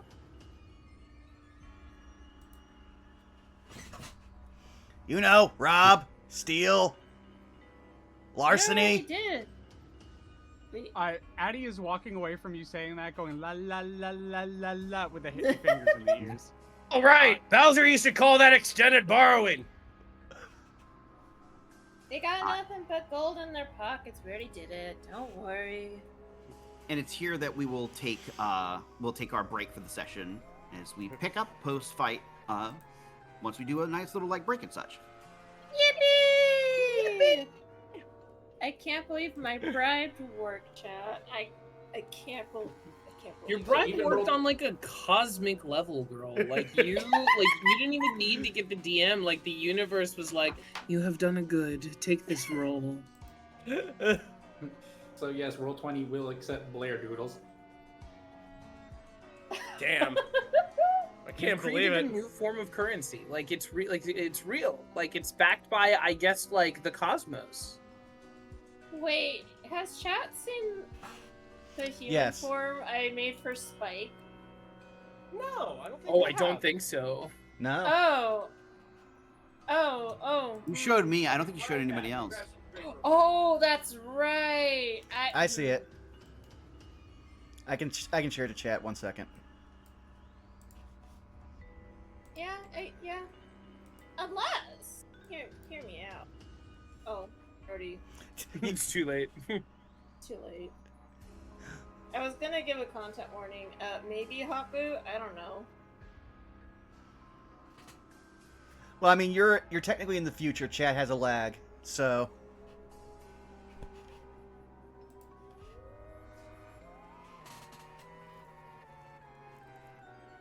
Also, be right back.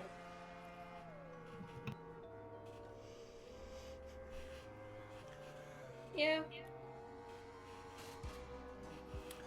But yeah, no, I not. think- Go ahead.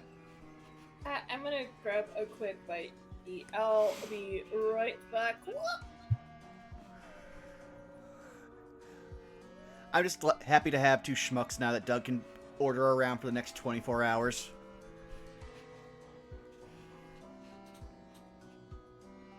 But hey, Chad, how you doing?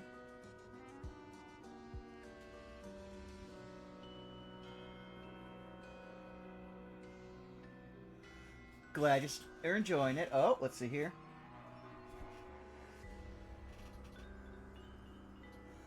Oh, that is a special kind of hell, Forte. Why are we cocking shotguns, Xander?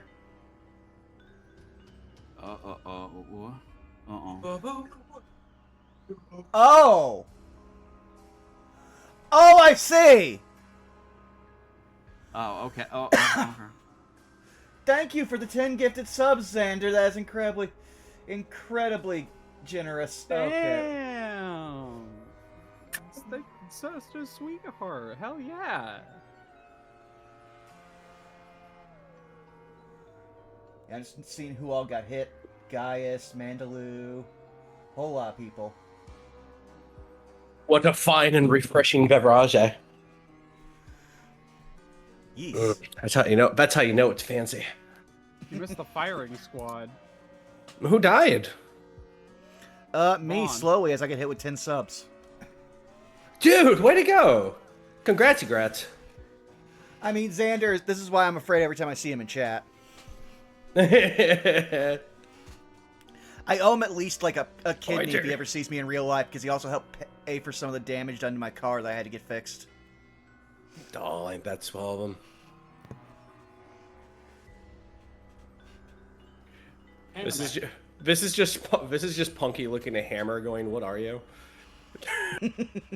I mean, I will say, Vaughn, with how generous you are with subscriptions, I feel like it's like a transitive kidney. Like everyone else owes you a collective kidney that you can then give to Xander. I love that we're crowdsourcing things. Crowdsourcing kidneys now. That's what stage of capitalism we're in, y'all. Here's my answer to that. Wait for it to Donating, process. donating plasma is not enough. We have to dive deeper. I thought you were gonna hit the Connor whenever that kind of conversation gets brought up, hits the like cyberpunk.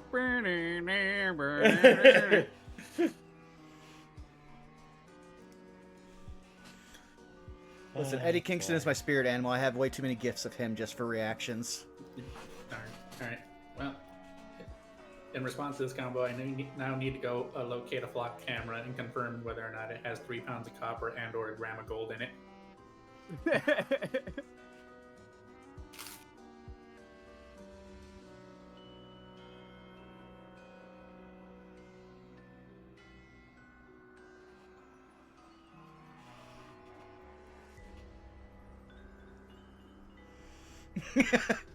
uh,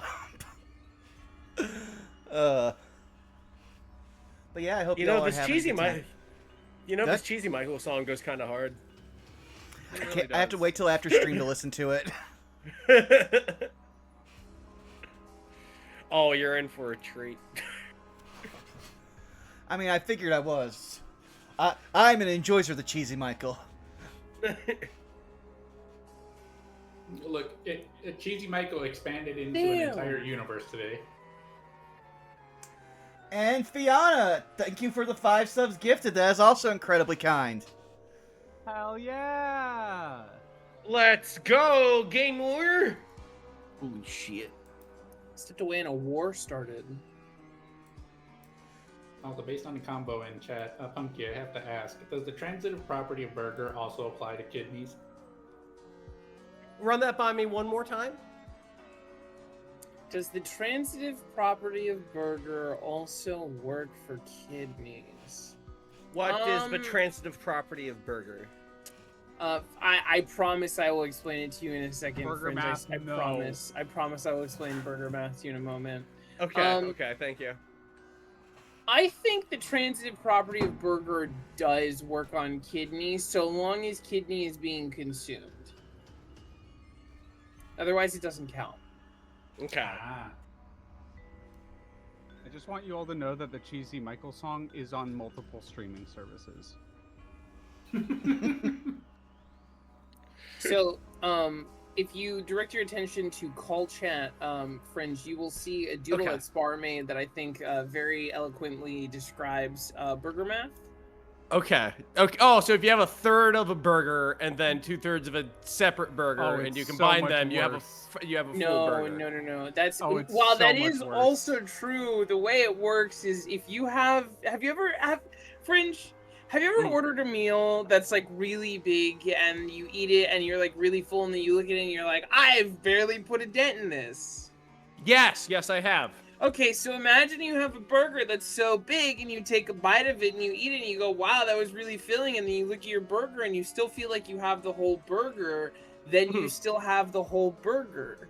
So if you cut a piece of that burger off to begin with before you bite it, then you have 2 burger. That does make sense because you're merely just separating 2 parts of a burger. It doesn't make it any less a burger. It's just 2 pieces of said burger. So, just to clarify, if someone were to lose a leg, that Okay. leg is then a person. Just by this math, I just want to clarify. No, because no one's eating the leg. But if a cannibal is eating the leg, then yes. Okay, if they so think if the a leg is cannibal filling, were if they to look at the cut leg a and go, leg it's off of really filling. someone- If they look at the leg and go, this is really filling, then yes, you could argue burger math for a leg. Otherwise, it's not food, so burger math doesn't apply to it. Also, Okay. Also, I just want to Spar. clarify that that's the logic we're operating on right here. That's the level we're at. This is That's one- so deep. This actually does need to be studied because, like, you are onto something. Actually, Thank you, with thank you, this. Fringe. Thank you, Fringe. Thank you, Fringe. Thank you. I tried to give everybody more burger, and they got fucking mad at me, and then they started doing food crime speed. They were like, ice cream is soup, and fucking, I don't know, like, tiramisu is also soup, and, like, fucking, what if you put, like, tomatoes and cheese in a blender? Wait, is this why somebody in my Jell-O is chat? soup. No, Jell-O hold is on, soup. hold on. Is this why, like, 6 days ago, somebody asked in my chat whether or not deep dish pizza was a soup? No, but it's close. no. That was because of the PowerPoint party that we did. That's Zymocyte's fault. That was I. Okay.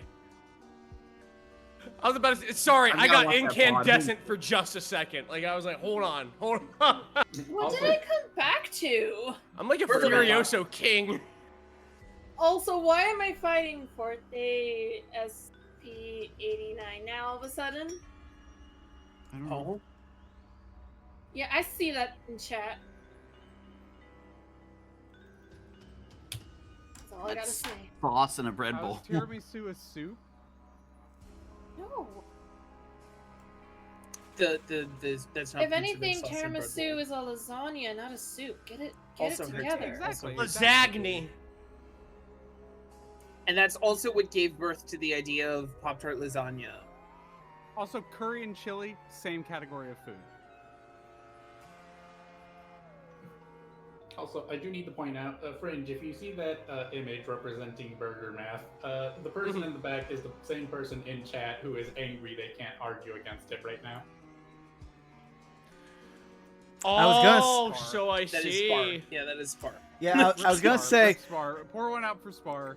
Oh, I can't believe Spar's gone. Well, I'll have to doodle a Blair in their honor. We really hit Spar with the 1-2 punch of Blair and then Burger Math. Yeah, this No, next this- duel will go up to Spar real There's hard, only one you thing know? there's only one thing that Blair has to be drawn as now. We need to fuse these concepts. Like we need to do like 1950s Burger diner Blair with like Blair. a tray with like a big burger on it. No, this is just really funny because like I've been thinking about this for a while since you hit me with this because I'm like, damn, actually with this transitive property thing, and I'm like, this actually does sound very similar to quantum math. Like, no shit. I know, like, it sounds like I'm fucking with you, but I remember something like this when I was doing like high-end math in college. I just want to say people don't appreciate the like galaxy brain level that I'm operating on so frequently in Fringe. Fringe, thank you. Thank you, Fringe. No problem. No problem. Fringe, what you're talking about is called infinite numbers, which is like 1.99 repeated equals 2, right? Because there's no number in between them, so they're functionally the same thing. So like Yeah. in that logic, 1.9 repeated 8 is the same as 1.9 repeated flat. And you could, I remember arguing with my teacher, being like, oh wait, so does that mean all numbers are actually the same?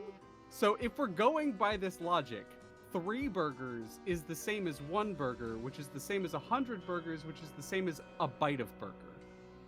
Yes, because it's all burger at the end. You're all eating the same Yeah, thing. I It's just the wanted same to product. clarify that's Yes. the level of math we're at right now. Yeah.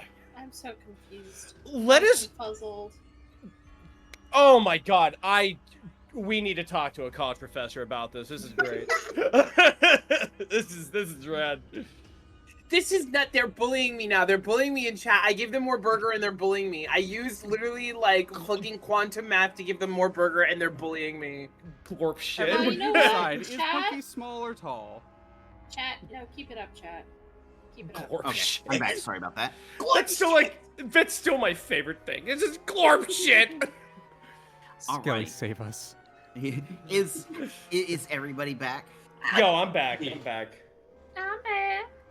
All right. Awesome. All right. So I guess we can get back into it. Punkiki Hammer is going to crawl on top of you so they can get back to the main area faster. She did explicitly go over there to get Hammer. She's gonna like offer a hand down and be like, I figure a ride is a little bit easier. That's really nice of you. She's gonna hop on your hand, the softest thing. Oh my god! Oh my god! Wait, hey, hold on a second. You're not gonna like light. You don't like spontaneously light on fire, right? Oh no, that's because of that's because of a badge I have.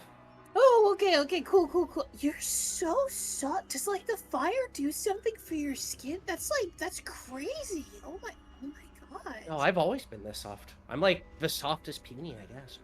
Oh my. You just hear like when like jumping in the hand, you just hear.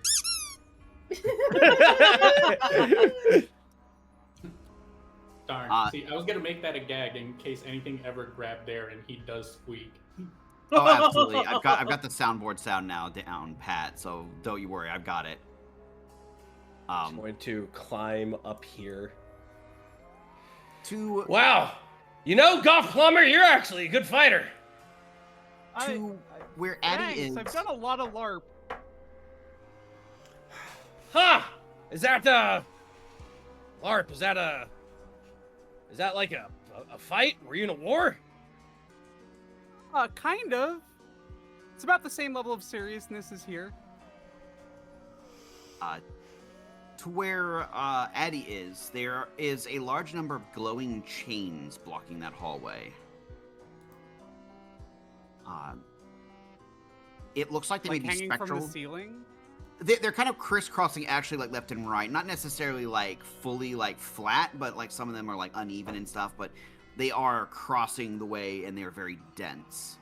They are translucent in nature, glowing a kind of like soft blue color. I'm gonna turn back towards Hammer and Lock. I don't want to assume, but you've got a bunch of chain tattoos, and there's a bunch of chains here. That wouldn't happen to like.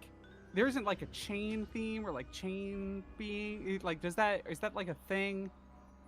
Oh no, I was a chump, bro. He points Right. proudly at his tattoo. That means I had one of these. After everything with the kingdom fell, well, don't have it anymore. But I got something a lot better. As Hammer will pop off of Punkiki's shoulder and then pop onto the shell. So yeah, I would say it used to be one of that these. is definitely much better than the scary looking chain mouth. All so key was a these nice chains- chomp though. Nice chomp. Sure, right, yeah. So these chains have nothing to do with that then. No, but if you want me to give it a go, Hammer and I could probably rip those out for you if you want me to. Maybe we see what they're doing down the hallway before we decide to rip a bunch of chains out of the wall, but we'll keep that in the back pocket. Yeah, no Yeah. trouble at all. Darren, you should totally hit that one in the middle. I'm just saying. You say that. Skelly, am I standing under what I think I'm standing under? I don't know what you're talking about. Lair, you're just gonna see Darren just look up into nothing and then just jab upward with his staff.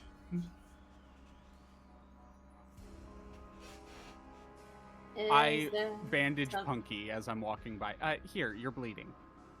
I'm what? Bleeding? Oh, I didn't notice. It might be the concussion. Yeah, here. I bandaged 7 HP. Thank you. All right, Darren, I need you to roll me a d8. There's the roller.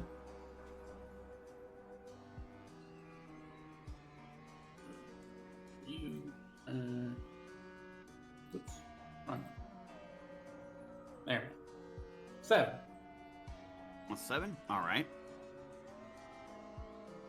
How do you guys keep rolling 7s on the hidden ones? All right, roll me a d10.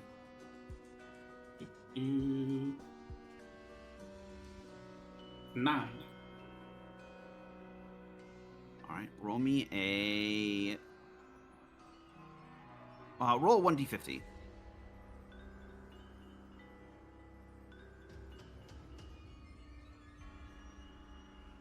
I'm gonna type this one in, don't I? Yeah, you'll have to type that one in. Sorry. There's space between the dash, or is it just one thing? It's roll space 1d50. Like 1d50 is all one word. Yeah. 42. All right. The meaning of life. Damn. And things and stuff.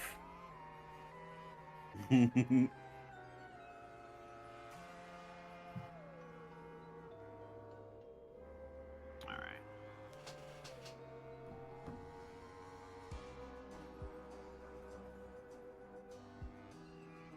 All right.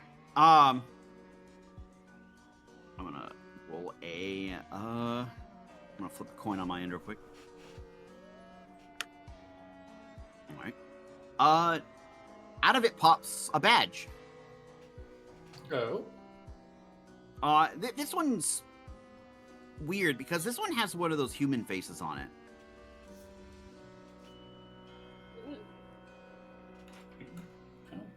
What's the face look like? It looks kind of like a plumber.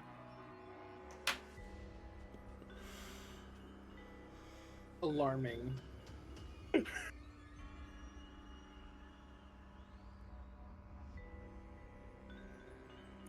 Damn! It's That's Red dope! Luigi! Yo! Dude, it's Short Wario. It's crazy.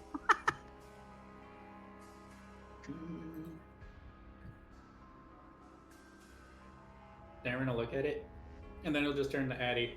Addie, I think this one's for you. What makes you think that? Oh, because it has a plumber on it. And you're similar. Goth, but similar. Okay, I do want to see what you mean by holy shit. That's the most Italian-looking man I've ever seen. I still don't know what that is. I don't know. I've never heard of an italics. Yeah. Do you know this guy's name by any chance? Oh. Let me take a look. Oh, I know. Wario. Let's see. Oh, okay. Let me think. Two. I'll give you advantage on this one because 16. you've been warned about specific individuals that match this appearance in your line of work. In this particular case, I was about to say.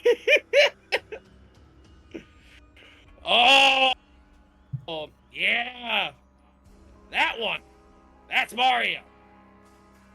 Okay, no, that confirms it. He's definitely italics. Fuck Italian.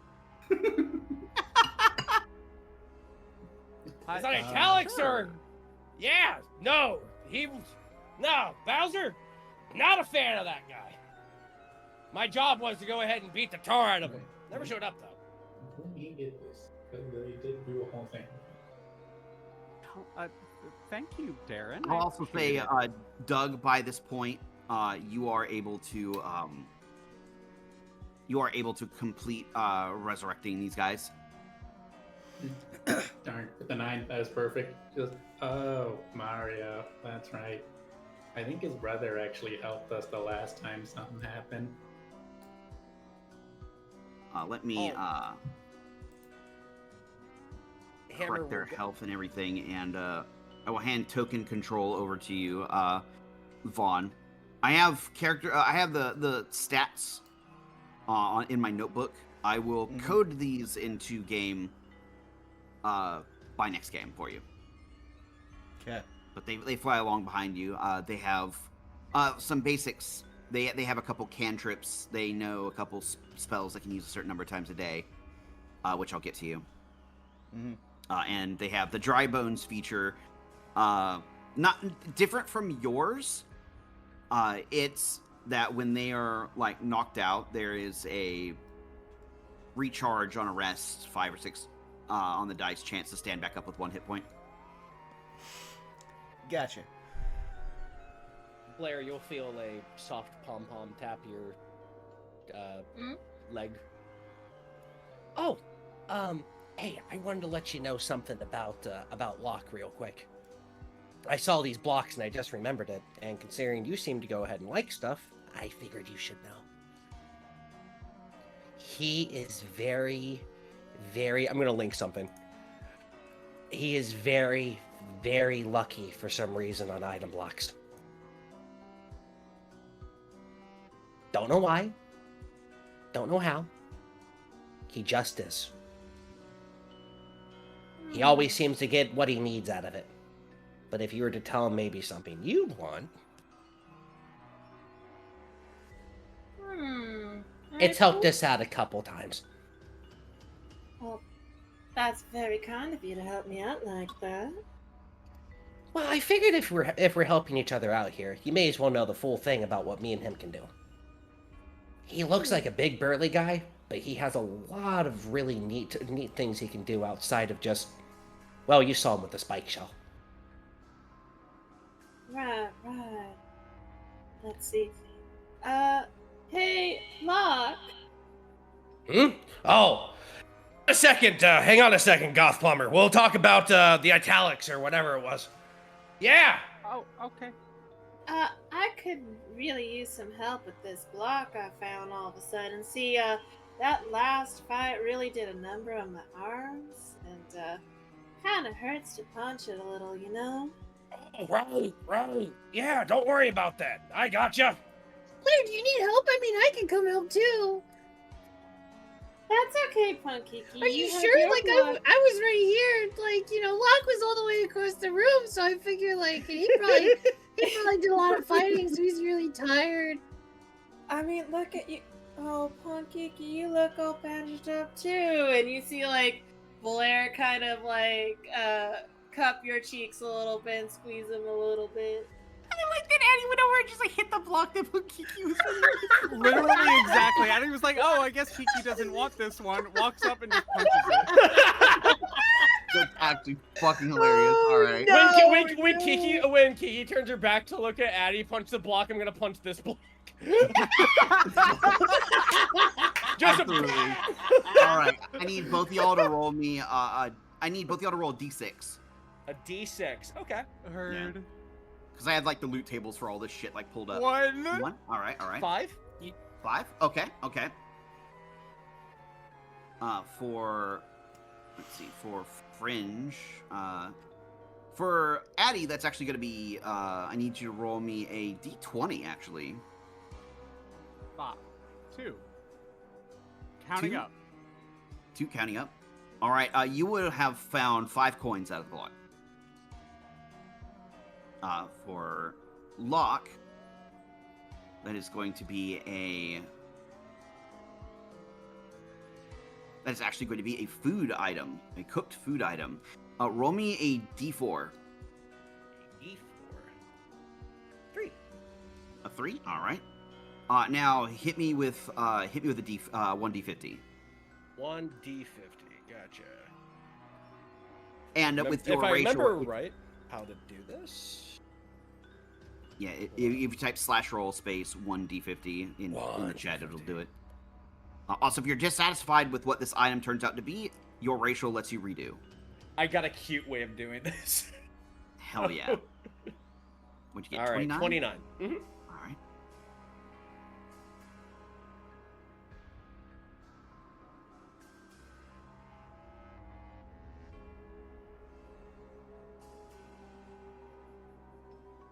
Ain't no way you actually landed on that. Ain't no way you actually landed on that. Okay, all right, the dice have said so. Out of this comes a packaged dinner. A rather big packaged dinner. Ooh. Looking at it, this looks like a meal that was prepared by like a legendary chef or something. As you open the block, it already smells delicious, so almost like that scent of like the perfectly made Salisbury steak or something akin to that. And you actually landed on Miracle Dinner. Oh. Ah, damn. Oh, shit. Oh my god. Oh my god! Oh my god! That is awesome! Oh, that. We're keep that one. Keep that roll. Keep that roll. Yeah, Hammer will stare. Like, you'll just see, like, her pupils just get a tiny bit bigger, and then her palm ruffles, and then she'll look up at Blair like, see what I tell you? See what I tell you? You weren't kidding that. Like, I imagine Blair looks to the side as she still has, like, Punkiki's, like, face in her hands, like, still squishing her cheeks. Like, you weren't kidding there. That It's lucky.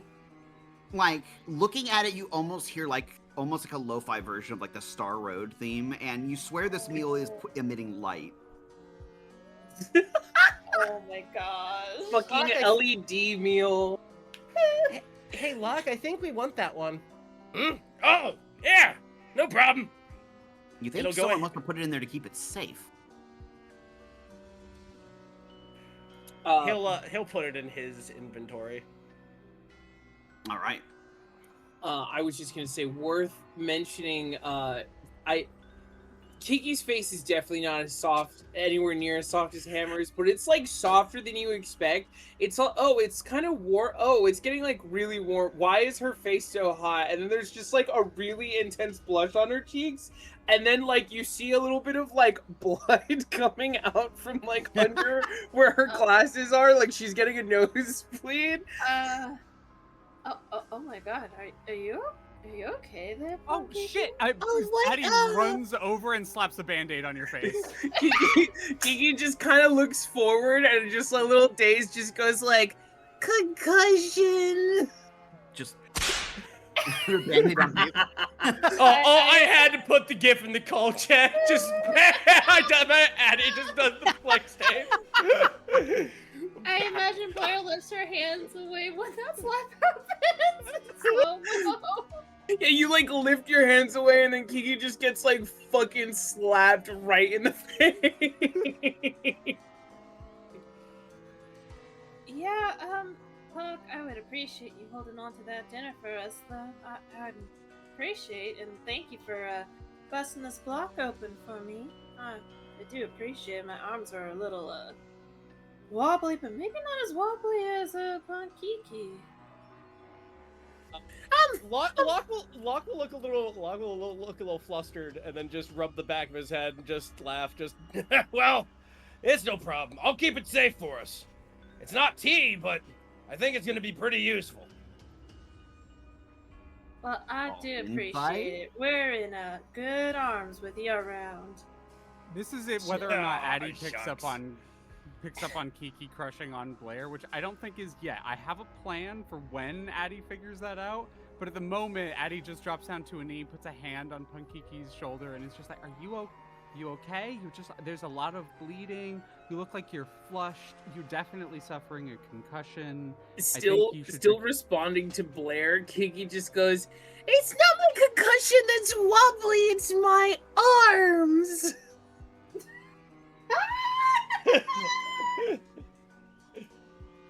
She looks really insistent, and then she looks at Addie and just goes, "Okay." Do you want to piggyback? I can like carry you for a little bit. But you shouldn't close your eyes to like rest. But like, lying down is really good when you have a concussion to just like let your body settle and everything. No, Kiki, okay. Kiki just need more thing to hit. Oh. And then just starts like marching off like towards the like changed path she saw earlier.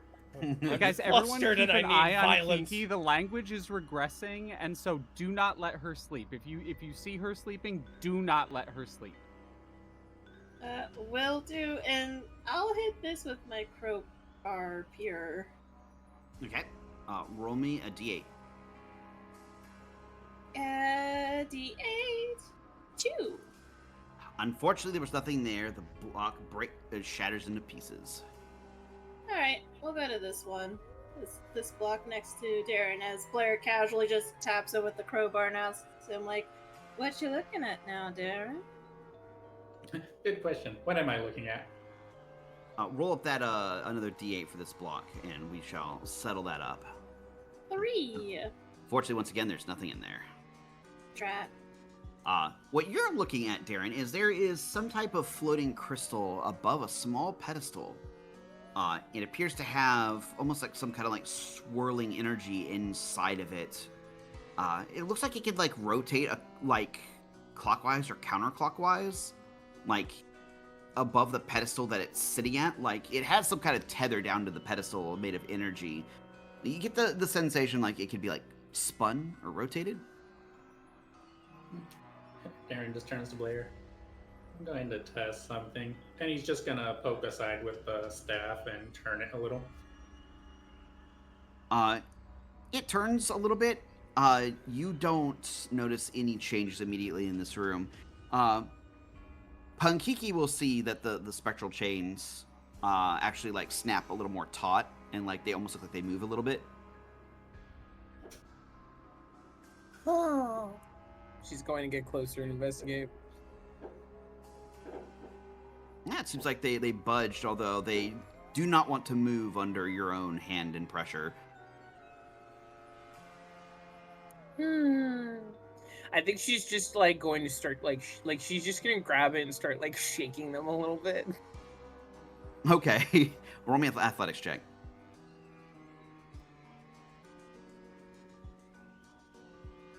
I see 24. 24. As you like shake the chains and stuff, they're pretty taut. Like they for the most part refuse to be manipulated by you, but what little bit of give you have on them, Darren and Blair will suddenly see the crystal like wobble a little bit in place and almost like a little bit of a jingling sound. It's at this point Darian will just put a hand and turn it the other direction a little more than he did the first time, just to see what happens. Okay. As you do, Punkiki, like, as you're trying to grab it and, like, pull in a direction, it suddenly slides some that direction. It just, like, it slides her. Yeah, like, it moves with you. She just goes, I got a feisty one! And she's gonna keep shaking it. I think Addie goes running into the room like, oh no! Doug, quick, help me! Grab on! Doug will grab it. I should probably see what that is, maybe.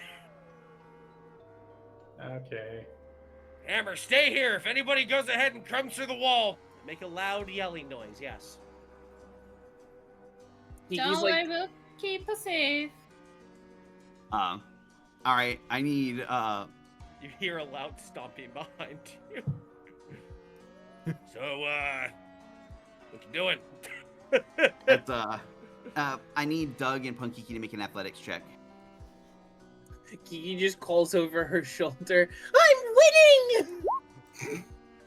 That's a 25. 25 alright, total of 40.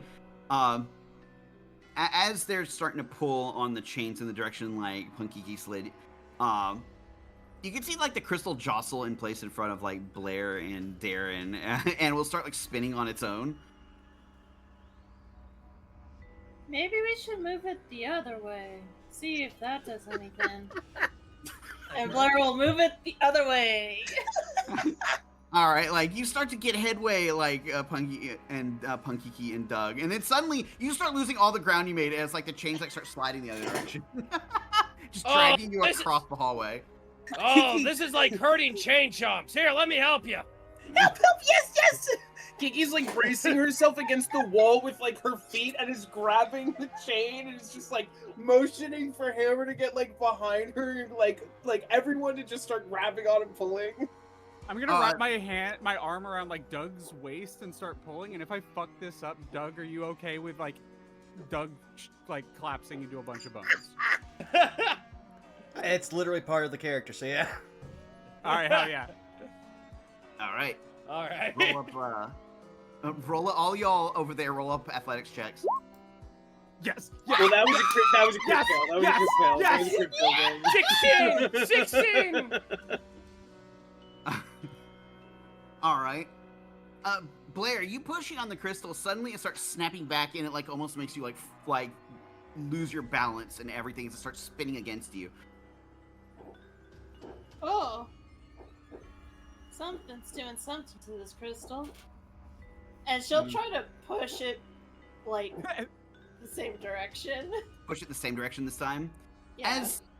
As like suddenly the resistance for the entire group over there, like pulling on the chains, suddenly like, you ever feel when something suddenly gives way and just goes all in on your direction? Like all y'all just get basically slammed into the opposite like wall. Like no damage or anything, but you all just comically get slammed into the other wall as the chains rapidly spin and unfurl to the next area. I imagine Doug just like collapsing into a bunch of pieces, and as we all hit a pile, the skull just lands on top of it.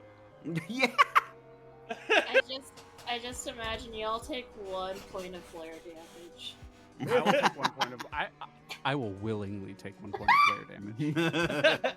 I heard that mic lean in. It's just like, oh. Wow. So do you know how to use crystals like this often? Is this like a boo thing? Is this a boo thing? No, like, you don't particularly recognize this kind of it doesn't look like some kind of, like, spooky artifact. It looks more like base magical or something of that nature. It's not even really glowing like a spectral color. It is that deep, beautiful, like, azure blue, not like the more, like, haunting, like spectral, like, teal that you are. I don't think this is boo magic. I think this is just normal magic or whatever you call it. I will say you do think it is dark magic at a glance, which for those that don't know, besides like the schools of magic, there's star and dark magic, and the classifications are whether it comes from the celestial stars above, power stars, star spirits, and the like, or if it comes from more forbidden rites or just ways outside of stars. Dark magic isn't necessarily evil. Star magic isn't necessarily good. Well, actually, now I really think about it, I think this might be more like dark magic than anything. Here, why don't you sit on my shoulder, Hammer? And Blair will lift Hammer up to her shoulder. You see, I know you guys were so nice. Thank you. When she gets on your shoulder, soft. So soft. The softest of softs.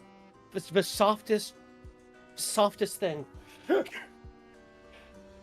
Now, I God. wonder though if we, if this moves anything or whatnot. Not really kind of the magical kind of thing, you know? You know, I'm just as lost as you are. This is all new to me. Exciting though.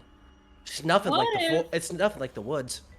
And it's nothing like what I normally see at the Creepy Steeple or anything with booze. What if we hit the crystal? Do you think that will activate something? Oh, wait. Do you think it messes with the chains we saw on the other door? Well, maybe. No. Maybe. You want me to hit it first? Yeah, and you know what? I can hit it with my crowbar right here, and Blair will tap the crystal. Sure. From tapping it, it makes a small ringing sound, but otherwise doesn't seem to react in particular. Ah. I wonder if all this was built into this place, or if this was something the booze had beforehand. That's a question. It's probably older than the booze. I think I was gonna Steeple has been here longer than anyone remembers. I was gonna say, and if the booze here don't like coming down to the basement, I highly doubt they know about this thing. Oh, this is so exciting. I think out of, just, it's like a quiet beat, and then Blair's just gonna move the crystal back left. You guys have successfully opened the way forward with the spectral chains, and you dust your hands off, having done a successful job. Oh, the chains are coming back. Oh no. Brace yourselves! You guys start immediately fighting against the chains again. Just Hold on to beating the two of fucking you game! so Hold hard. on to There's a sudden snag that the crystal stops moving, Blair. Oh, I thought it was left, loose, right, tight. I guess that might be wrong. It's right, loose, left, tight? Wow, that is dark magic. That's the opposite of what I was taught. Same. I guess we can give it one good shove to the right, hopefully not doing any harm, right? And with I don't all think of so. her might, Blair's gonna push the crystal right. As you guys start bracing to stop it, immediately the chain just back in the wall, and you all just slam into the wall again. First this possessed chain! Brace myself! Doug! Hold on to my shell! Addie, call for help! Ghost chain! Kiki just just scream, her glasses are falling off a little bit, just screams, My Eldstar's been! I will defeat this chain! This is the strongest thing I've seen battle! It is thankfully, it is now retracted all the way into the wall, but you guys are battered by the chains. Just trying to push them back into the wall, and then just suddenly the slack just showing up again, and you give way and just accidentally run into the wall. It's a comedy of errors going on. Locke will go ahead and find a large stone and put it in front of the hole. You can't hurt anyone anymore. That was apparently so believable. My partner came in to check on me to make sure that I was okay. That's so funny. That's so funny. I'd like to think at this point, Darren would obviously hear that and just go, no, we should probably check on them. Oh, you're right. You're right. We probably should let them know that I think we solved the puzzle or something. I think you did. This was an enjoyable time with just the three of us. You know, just vibing, experimenting. Humanity! Honestly, I'm the one that normally solves the puzzles. Locke just normally just punches through the walls. This was fun. We should do this more often. Come on, Darren. Let's. Here, she'll pat Darren on the head like, come on, let's go. You know, we make a great team. We figure out puzzles, we find some cool items. I'd love to do this again. Yeah. Surely our friends are fine too. Hopefully they were just waiting and oh god. Could you imagine if they were playing with the chain the entire... Oh, I was right.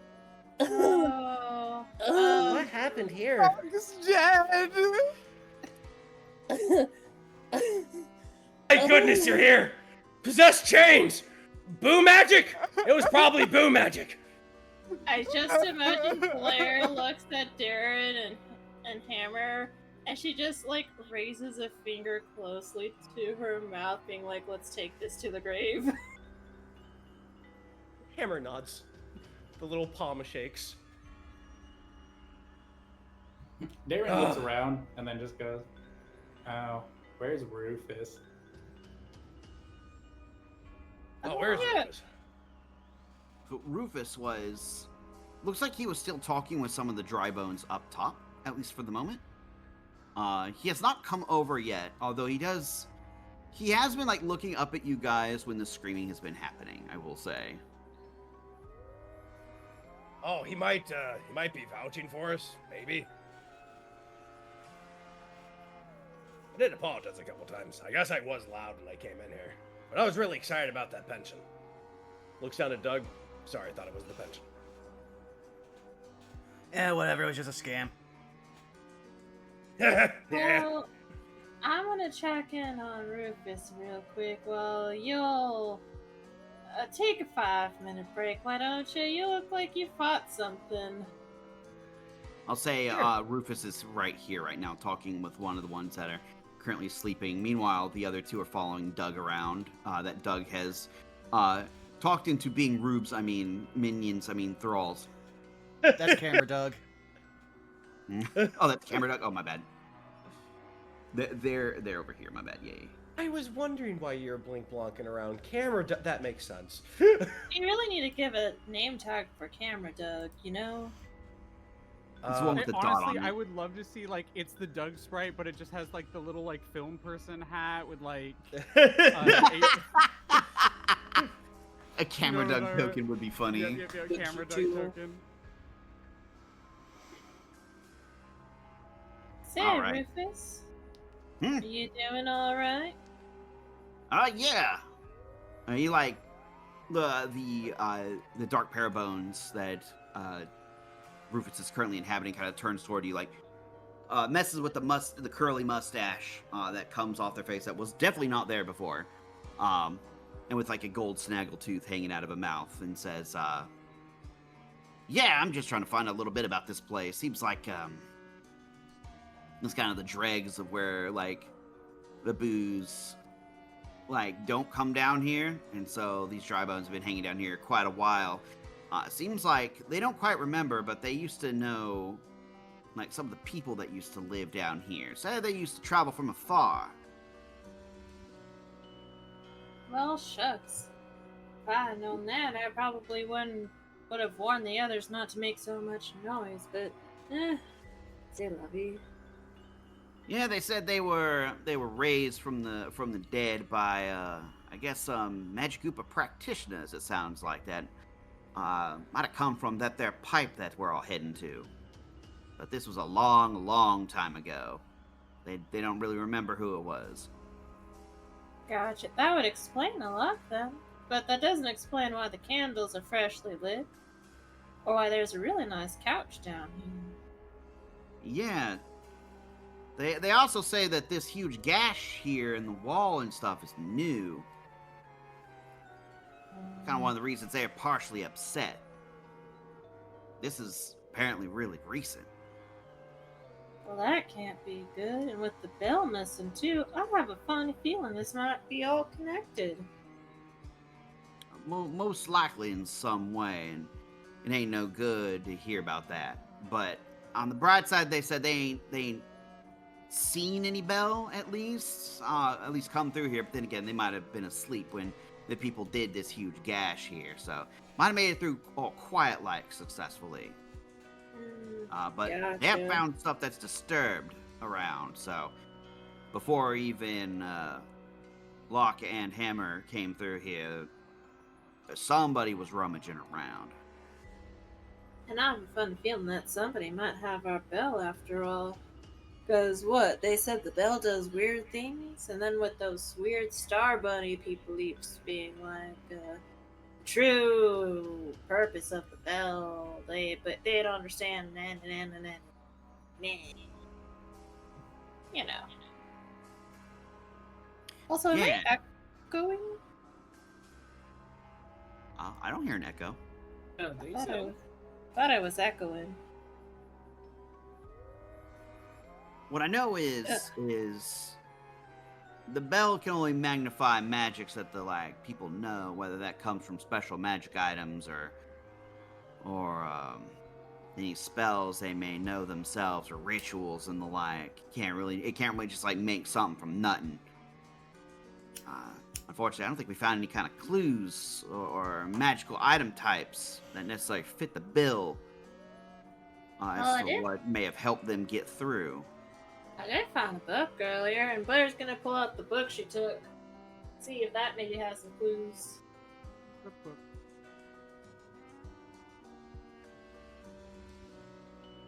That was the book from the library, correct? In the Eclipse Manor, right? It was the book right by the nice couch down here, actually. Oh, yeah. Those were actually books on the history of a place called Turtle Keys. Could I take a quick skim and see if I can get the gist of it? Certainly. You can roll an investigation or perception or history, whichever of your choice. Let's see. We'll go ahead and do perception. Okay. Ooh, damn. Ooh, damn. Ooh, damn. Ooh, damn. All right. Natural 22. I see everything. As you thumb through the pages, you do notice that the book is quite new. As a matter of fact, it has a library checkout card with a stamp on it that was actually recent as yesterday. You at least notice off the bat before you start skimming. The book mostly goes over the history of a place called Turtle Keys, which appears to be some sort of tropical Magikoopa academy of sorts that resides on an island chain somewhere off the waters of the Mushroom Kingdom. It's mostly employed by Magikoopas. There are others there that sail in and out to both study, help with academics, learn dark magics, learn spellcasting, that sort of thing. It's like one of the most prestigious. It's like Harvard for Magikoopas, essentially. It's like, high prestige, high name. You go there to learn with the best of the best. But it's also there for arcane and astronomical research and so forth. Thumbing through it doesn't reveal anything really special. There's no special annotations or markings or dog ears on any pages. So, nothing really sticks out, though the fact that it is this new down in this very, very old crypt is telling. Can I pull up the library card to see the name on there? Sure. You do check for names. There are unfortunately no names. There is a student ID number, however. Okay. Blair will take note of it. and put the book back in her pockets. Okay. Well, I think I have an inkling that whoever is down here is a nerd of some kind, that's for sure. Bringing a new book down to a musky place like this? No offense to you, scalies over down here. Yeah, none taken. Honk shoe. But the fact that there's a book down here that's brand new about some Magic Academy and stuff, I have a funny feeling I think I might have an idea of who our person might be. Well, Rufus will pipe up through the dark parabones again and say, what puzzles me still is how they managed to get through any place silent with a huge bell. There has to have been some kind of magic or some kind of item or something that must have worked in their favor, that must have been used. Y'all sure y'all don't come across any other magic items or anything like that? I mean, we found a meal and some... Oh, there's that giant crystal down there. I can show you real quick. Oh, yeah, I could come take a look real quick, like. You see Blair kneel to the crystal. Yeah, he'll follow you over to come take a look. And he looks at it and says, I've seen things like this. This is actually more of, kind of like, what you call them? It's like a fancy hoity-toity version of, like, your portcullis turner thing. Probably opens and closes something. Oh, that explains a lot then. Don't think that would have helped him, though. My guess is I didn't see anything when we was back at Eclipse Manor, but, like, there must have been some kind of item there, maybe, or like a spell maybe they picked up there. I don't know. I mean, the booze at the front were doing that, like, locating item thing.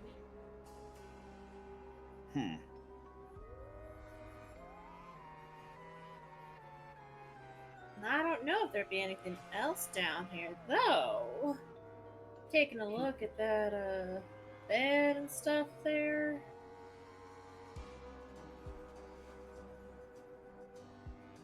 No. What if they moved it through the ethereal plane?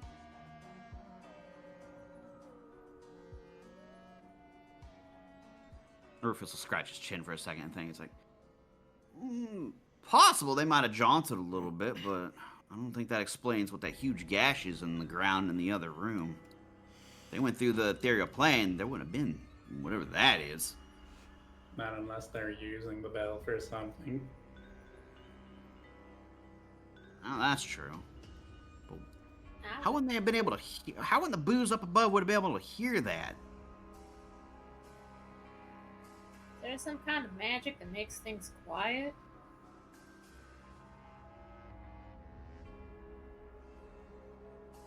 Yeah, there are magic, there are little magic items, little, like, consumables, equipment, spells, and the like that do silence things. Yeah, that is true.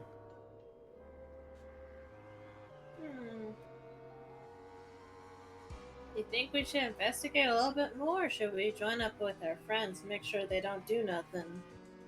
Looks like they were heading in the other room. We may want to join them.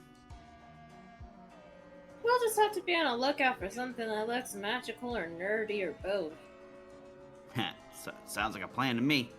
And as Rufus and the others join, you guys are walking into this room that you see up ahead. I'm like finishing putting Doug back together. Does this look like one of the rooms I walked through? Does this look different? What entirely? the heck? It is a room that you managed to pass through, actually. This is familiar. However, everything was dark when you came through this room. The huge rib cage of something long past rests against the wall. Could have been something like terrifying as a dragon, such as like the legendary Hooktail. But whatever it is, there ain't nearly enough parts nor a skull to accommodate like an animate creature or anything of that nature. Walk through here. Yeah, this seems familiar. Hammer will pipe up, but the lights were off, weren't they? Yeah, the lights were off. Hammer had to guide you through some of the area's lock because of how dark it was down here when you first came. But considering everything, I mean, if the lights were on, I would have seen that giant thing. Points at the giant bones. I have no idea what that could have been. Well, dang, that is either the biggest dry bones I've ever seen in my life, or that's some kind of reptile or dinosaur or something. Okay, so there are dinosaurs here. I was going to ask if that was a dinosaur or something freaky. There's a couple areas that got some like dinosaurs and the like. You don't see them too often, but. Oh, or dragons. Oh, when I was a Koopaline, I heard about a big one. A couple Addie's head just like around, too. slowly turns towards you. Dragons? Oh yeah, like Hooktail. Are they hot? I mean, yeah, they breathe fire from some of the stories. I'm just gonna leave that question there. Yeah, no trouble. For Darren, there's a door to the south. However, it is a very large stone door and does not appear to have any proper way of being able to open it. Maybe I can try facing through it, Darren. He'll step back. Let's see if I can phase through the door. As you try, something immediately stops you. Like, you try to phase through. Something stops you, like, you don't even get part way through. It's almost like it's a solid surface to you regardless of how you attempt. Well, damn. Can't phase through it.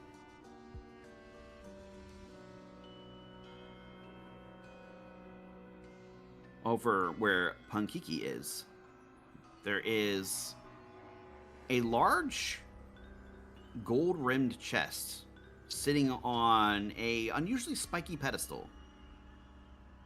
How spiky, dear DM? It's not like the spikes can hurt you. They're kind of rounded, but there are spikes like around it on various sides, almost like maybe a decorative touch. She's gonna like scramble up the pedestal like a little fucking creature and try to open the chest. As you try to pry it open, it is locked. But try as you might, like, and you're like rattling it around trying to shake it. It also seems like affixed to the pedestal. And then suddenly you hear a voice like, "Hey, cut that out!" What? What? Did one of you say that? And suddenly the pedestal starts spinning rapidly. I You ever try to hang on to like the spinning thing in like a playground when Yes. somebody like cuts up the like centrifugal force on it? Yep. That's what happens to you, Punky. You get slung off. Choose direction. Launch me into the wall, whatever direction you want, DM. I'll say you like launch over here, kind of deal. Like you just get launched. Like you catch yourself, maybe tumble slightly. But as it stops spinning, the bottom of the pedestal kind of like looks out. He's like, "What are you doing?" Know? Hey. Oh wait, he doesn't have a bow tie. I was half right. Oh, What am I doing? There was a big chest, and it looked like there was maybe something in it, so I was trying to open it. Where did you put the chest? It's still there on top of his head. It's like, "That's my hat. What are you doing?" That's your hat is a chest? Does it have anything in it? Maybe. Okay. She's gonna walk back over and try to climb on top of him. Hey, cut it out. Stop it. You're not telling me if your hat has anything in it, man. I just want to see. My hat, the contents of my hat is only for those that answer my questions. God damn it, I was right. She stops and she looks at this creature like on top of him, hanging upside down to make eye contact, and then just like goes, "Yeah, no thanks," and starts trying to open the chest again. Kiki, that's stealing! What? Huh? I can't hear you. I'm gonna start marching up to Kiki. That's my stuff. Hey, cut it out. That's my nice hat. that was given to me by that nice dragon over there. It's a chest. The dragon's dead. How long have you had this for, man? The dragon, right there. Don't you see them? Fine. Whatever. There is no dragon here, A, and B. Do you even know what's in your freaking hat? I do. Yeah, what is it? Secret. You don't know what's in it! No, it's a secret to you. I know exactly what's in it. Yeah, but how do I know that you know what's in it if you won't tell me what's in your hat? What are the riddles, Blockman? I'm so happy that you asked. I'll tell you what, like, you look like the way you're going, I'm assuming you're going to want to go through the door over there too, right? Like, I've got a whole task in which, like, I've got to, like, tell riddles to, like, let people through a door. I don't know. Somebody, like, paid me a long time ago, and so that's what I do here. I also I get prizes, I guess. Pension. Neat. I mean, yeah, sure. Sounds like fun. I love trivia. Awesome. I'm so happy to finally have people to participate in my fun riddles. So let's go ahead and get ready. If you get these right, I'll be happy to let you through and give you a prize. And of course, if you fail them, you might die. Anyway, let's answer the questions. If we fail them, we might what? Oh, because you'll crush us. And the music abruptly stops, and then you suddenly hear Question number music. 1. You suddenly hear Oh, as like confetti and like ribbons start falling from the ceiling. Man, I have a concussion. Can you not like? Oh God, there was loud. Oh my God, there was loud, dude. What is this music? Can you turn the music down? Oh my God. Sure, yeah, absolutely. My bad. Oh no, that's too quiet. That's too quiet. You can turn it up. I'm sorry. I for sure thought you were gonna turn it up. I 100% was like, you're about to turn this shit. But he starts preparing questions. Anyone can answer these, but there can only be one singular answer given. You guys can talk amongst each other. He turns around and just goes, Hey guys, Addy activated some kind of freak. We were all here. Everyone saw you attack him and try to steal his hat. I didn't attack anything. I was trying to open true. a chest. I was just trying to open a chest. Yeah, I mean, my chest. I mean, my hat. I mean, as a puny, we kind of have the same thing about our property. We'd also, well, we wouldn't have you answer a quiz, that's for sure. Oh yeah, anyway. like the arachnid when you threw it out. Question 1. How many intact pews are in Creepy Steeple? What? Huh? What kind of question is that? Who needs to know that? I'm gonna trust Addy with this one. There were 6 on each side for a total of 12. 2 broken ones that I remember. What? Why do you remember that? I don't know. Let's observe it. Is that your final answer? Oh, we get a I final could be answer. wrong, by the way. I could be wrong, everyone. Just like, I could 100% be wrong. This is just the number that pops into my head. I trust you above board because I don't remember shit. Let me think. Let me think. Wait, I have a question. Blair. We're not Blair. Daddy. Oh. Huh? Sorry, Blair. I'm still a little concussed. If a pew splits in half, is that 1 pew or 2 pews? Because you can still sit on them. Well, it depends on the size of the pew, because if it's a big enough pew that when you break it in half, that it becomes like the size of multiple pews, I guess you could consider that 2 pews, right? So it might Like be pew 14 math. pews. Like pew math, yeah. I'm losing my mind. This is so funny. I also want to point out, Darren is just looking at Doug and he's just gonna go, "You want this one?" Okay. Nah, I'm good. Okay. I know it was an even number on either side. It was either 4, 5, or 6. I know for a fact there were 2 broken ones. So the answer has to be 10, 8, 10, 8, or 6. Or 14. If we're doing pew math, yes. Kiki just kind of leans into Addie and just goes, and like puts her back to this guy and just goes, Look, this guy's a freak. I don't know what kind of math this guy operates on. I feel like if I ask him, he won't tell me. He'll just get mad. That's fair. What if he operates on pure math? Hey, Blair, can you just like go through the wall and check it real quick? Is that considered cheating? Yes. No, they're sneaky. The Womp says. Whoa! You didn't tell us there were rules about whether or not we could go check. Yeah, you didn't explain any of the parameters. You just told us we walk had up to a answer quiz questions. show like stage to go. I'm not and going check your anywhere. answers. Blair's going. Emma? You can. I mean, it'd be helpful, and I don't think it's cheating. I mean, I'm not the one that started this whole quiz show, so... I don't think any of us started this whole quiz show. Okay, I definitely started it. I asked for it. I'm gonna go with the safe answer. Say that there were probably a golden ratio number of cues in there, which means there were probably 8 rather than 12 or 10. If there were 2 broken ones, that means 6. Final answer. Let me have something. No, not final answer. Hold on a minute. Okay, sure. She raises her hands. Wait, I'm thinking.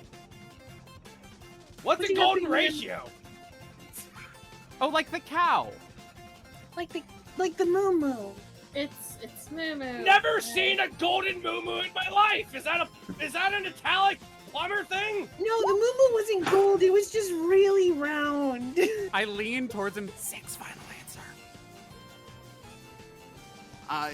He like spins in place, and then you hear like loud like bells, and then you hear him say, "Darn it, you are correct.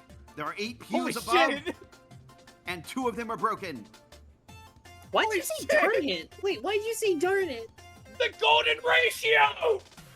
Am I the only one who's worried about the fact that this... holding his arms out. This guy might kill us. Hold on a second. Wait a minute.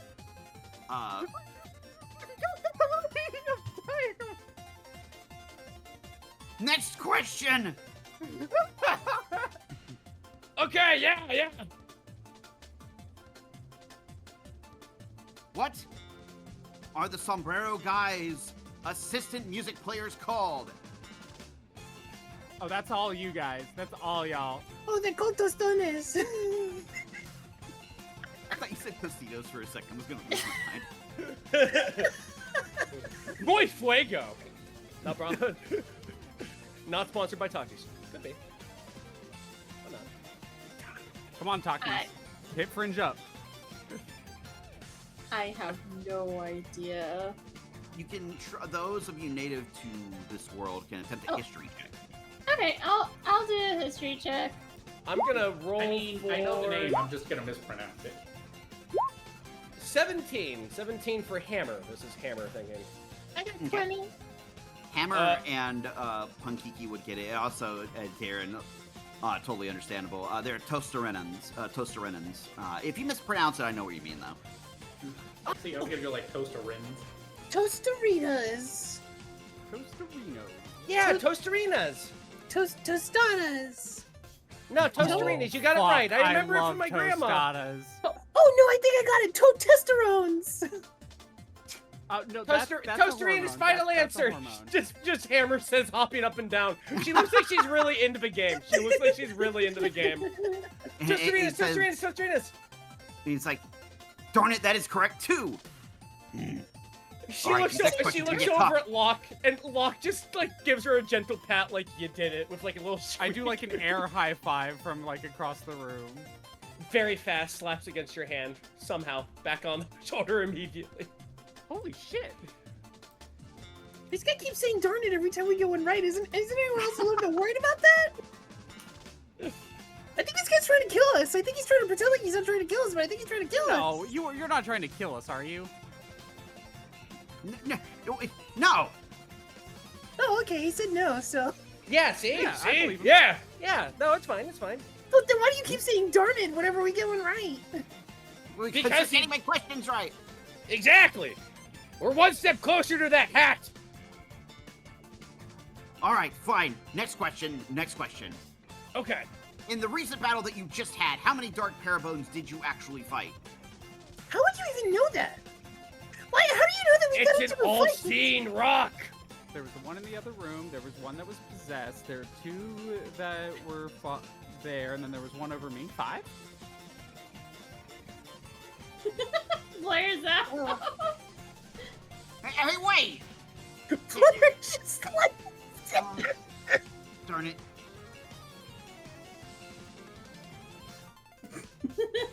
Well, While this is happening, can Darren just jab upward with the staff again? Thank you, Let's Darren. see. Thank you for doing it. let's Yeah, see. yeah. I saw Clive hit 1. As you hit it, like you see like the thwomp like look your way, and you're like, oh man. Alright, we will handle the results of that here in just a moment. Blair, you count. There were 4 dark parabones in total. Mm-hmm. At least that's how many. That's how many you count at the moment. Okay, so 4, because one was out there. And then one was being possessed. There was one that froze So we me. There don't was one that count froze me. that, right? Do we count that or no? Because we technically didn't fight it. It got possessed. No, but like I we would started say the we fight fought. fighting it. Yeah. Yeah. Over in the other room, I saw Punkiki kill one with a bat. Yeah. Like a giant light shot out of it. Yeah, it was kind of crying. I forgot bats can do. You better watch out, man. I might do that to you too. And she looks at like the quizmaster. The bat's crazy. Oh wait, there was more out there? Oh, okay, hold up. There was only one. Yeah, there's one. There's one on our side. There's... Okay, so then that's 5 total then. Addie crosses her what'd you arms, say? smug. What did you say earlier? You said 5, Addie? She just nods. Yeah, you said 5 because I said 5 first. And then Punkiki looks at the quiz guy and goes, 5! She pats your head and goes, "Sure, bud." Can Final you repeat answer. The question. Oh, yes. In the fight that you recently had, how many dark parabones did you actually fight? Oh, that'd be 4, because one got possessed. I was gonna say. Yeah, why did you say actually? It's kind of weird. I mean, it depends on what you count as fighting. I would count possession as like. It's a one gotcha of our allies. question. It's a good thing I said 4. I lean into the granite. Hey, bud. I just want to let you know that if you trip us up on this answer, I will not be able to stop this monkey from tearing you apart, pebble by pebble. Roll intimidation. Kiki just is behind Addie going, I have a bat that makes light from the sky. 11. Hammer says, I synced it. You synced it. You know, we're towards the end. If it's worse, I want it to stay worse.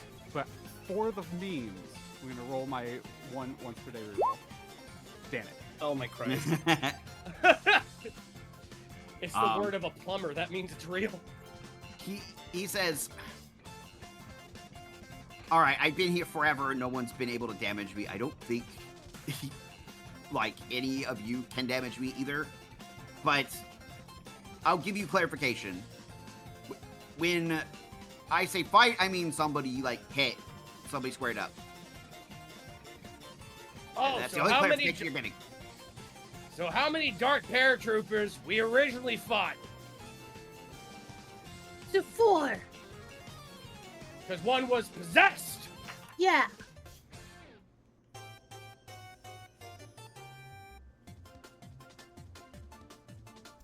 Are we going with 4? We all just kind of got really quiet. Oh, right. Yeah. No, it got a little I'm tense letting there. you guys decide. I said my number. Okay. Just to make sure.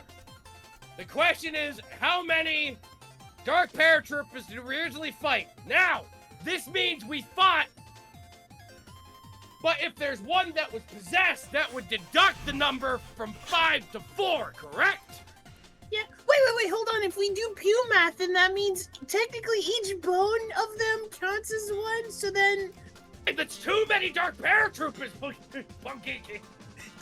I'm just saying, this guy's going to weird technicalities. He's not explaining any of the parameters. Pass out. No, like, okay, no. So hear me out. Like, Locke Okay, so sits there are down and he 206 pats his bones leg in for a human Punkiki to just skeleton. stand on it.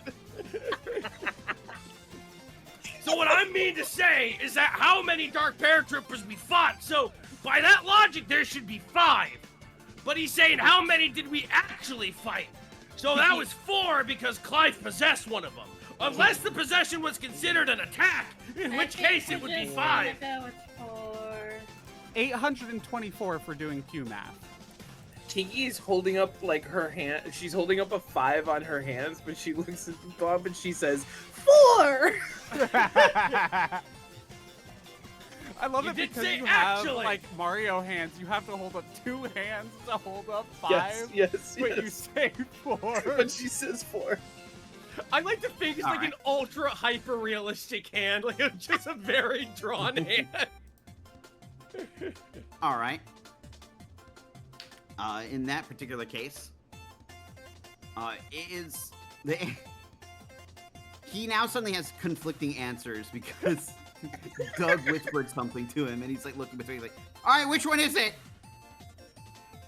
Doug just looks at everyone and just asked Jorge over here. Who's Jorge? The Parabones Oh. waves. That's me. You like waves. Oh, Jorge, how many? I mean, there's 5 of us, but like, I don't know if that possession thing counts or not.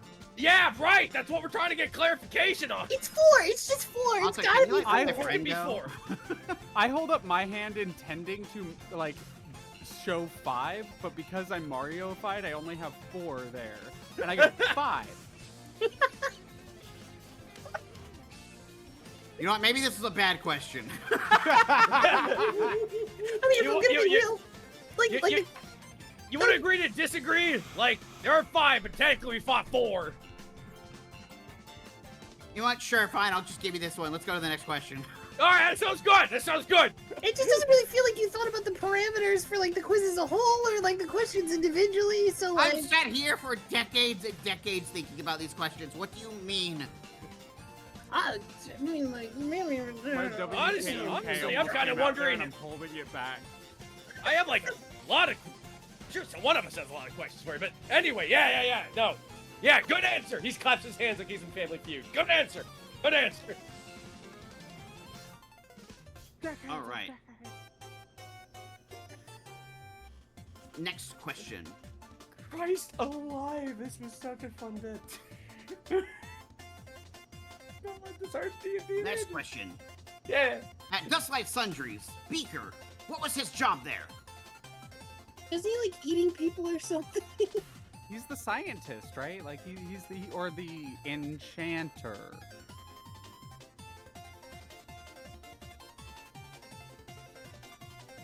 He's a beloved merchant. That's what he is. Plus, kind of a creepy but cool guy, you know? Locke looks down to Hammer. What's a beaker? Hammer looks at the hard camera. A Muppet. You're gonna make me wheeze. Doug,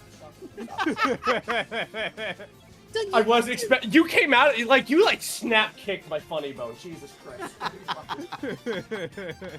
Doug, you used to work there, right? You should know what his job was. Alpha, what's his exact job? You would know that, like, he made items. Like, he was the item maker there. Let's look at the Womp and just be like, the item maker. Multiple of these said answers are correct. I don't know about that Muppet one, but the rest of them are correct. It's okay, she's a plumber, you know, just the weird plumber lingo, you know? Odds of averages, 4 out of 5 of those were correct. I will just take it as a correct. All right, last question. If I get thrown into a gun in my head situation, I know exactly how to get out of it. Just exasperate them until they cut the ropes and tell me to leave. This is helping me in the long run. Playing dumb will save your life one day.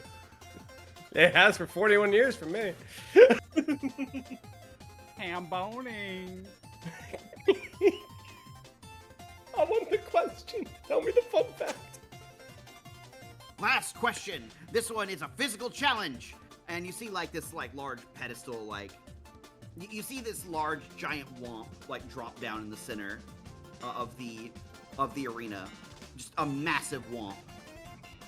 And he like turns around and he's like, "Arr!" And then he gently pulls out like a small jar of beans and he sets them down on the ground. And then he jumps back up into the ceiling. He says, "Count how many beans are in that jar." You know what? Claire's gonna go up to the jar. She's gonna open it, eat it all, and then put the jar back down after closing it. My jelly beans. Wait, eat my jelly beans. Addie turns around after that happens and goes, "What beans?" There's no beans. Hammer looks up. 0. There's no beans there. What happened? All right. Quiz over. Stop music. Stop the music. Stop the music. Cut it. Cut it. Cut it. Like, there's one balloon that kind of floats down from the ceiling. Like, all right. I get. Man. Claire comes all right, up. fine. Claire comes up, gives him a pat, and she'll give him 3 coins so he can buy some more jelly beans. And he cuts back on the music. And confetti starts falling again. But all right, y'all succeeded. Congrats. You can have my fun reward. Kiki has like already. Kiki's already scrambled back to his head and is on the chest and is like gnawing at the edge of it. His chest doesn't like respond. Like it's like you're almost like latched on it on like a Gmod like anchor point, and like as the chest opens, you turn with it. Addie, hands on waist, Punky. But, just like vicious gnawing noises. You hear a loud click to the stone door to the south as you hear the sliding of stone as it opens. And inside the chest, there is a set of armored gloves.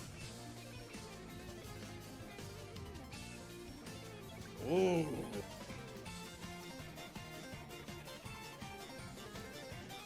That'll go ahead. Now, come on, y'all.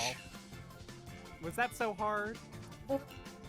I'll be real with you. I didn't even know he was there. Hey, sorry for ignoring you.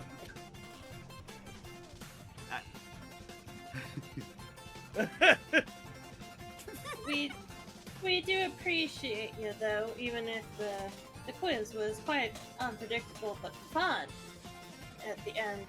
You go treat yourself to some more jelly beans, you know? Awesome. And she'll wink. I'll be happy to get some now. And suddenly there's almost like a rocket booster under him, and he's just like through the ceiling, and he's gone. What? Hey, this is our way out. Wait, he said he was here for decades. Who hired him? I have a funny feeling, but... Does he come with that? Dragon over there. Oh, probably. There is. So what was in the hat, Punky? Oh, true. What was in the hat? There was a set of armored gauntlets. Yeah, Kiki's gonna take them. She's gonna show Addie and just kind of hold them up. There's these. They kind of look. I don't know. They look. Well, they look like perfectly sized for our new friend here. That's so sweet of you, Punkiki. They look good for. What are you talking They about? are- Perfect. What?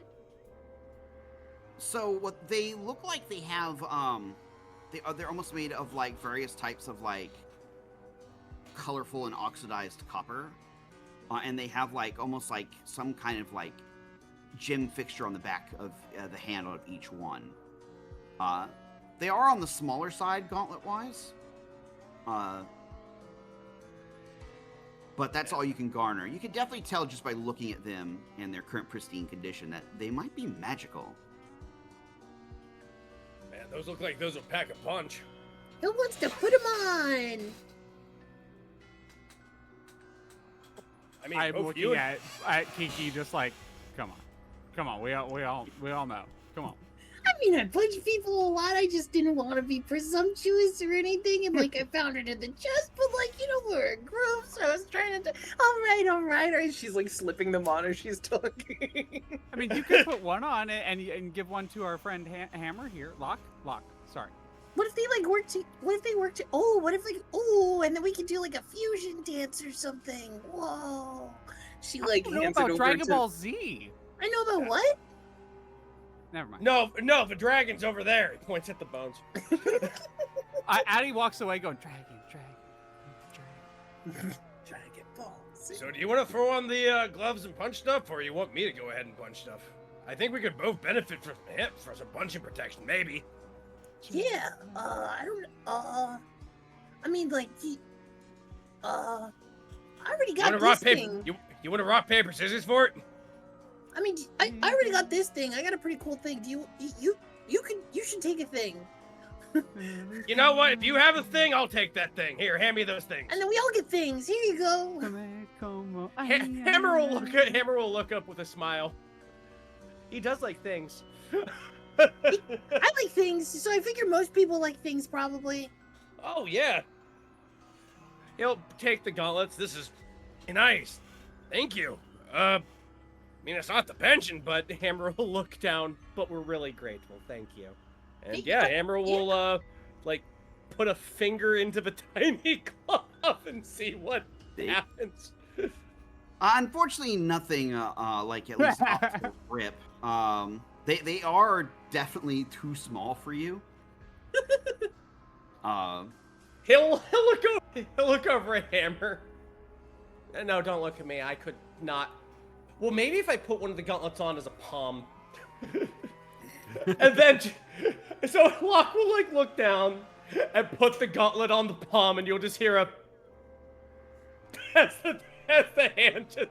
I don't know if that picked up on my microphone. It didn't. It didn't? Yeah, you'll just hear, like, just a clunk. It's just like the hammer, as just like the hand just slaps down. And Hammer's like, no, this isn't working. We should probably hand this back to Punkiki.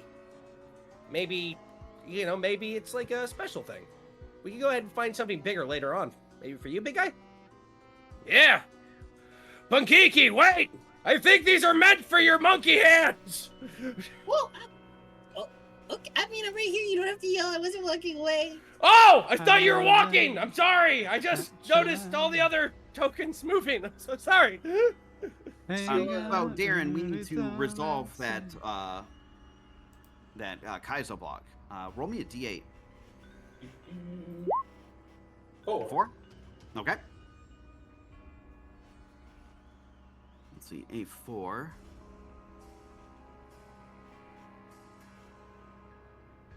Is... Alright, roll me another D50.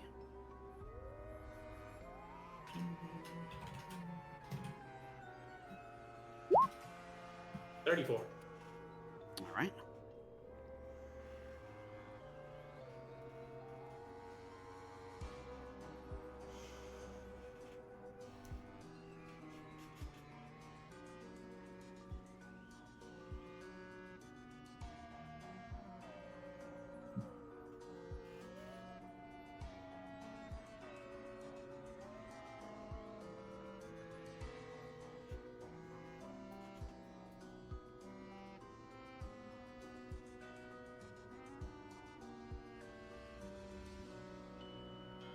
You will have gotten...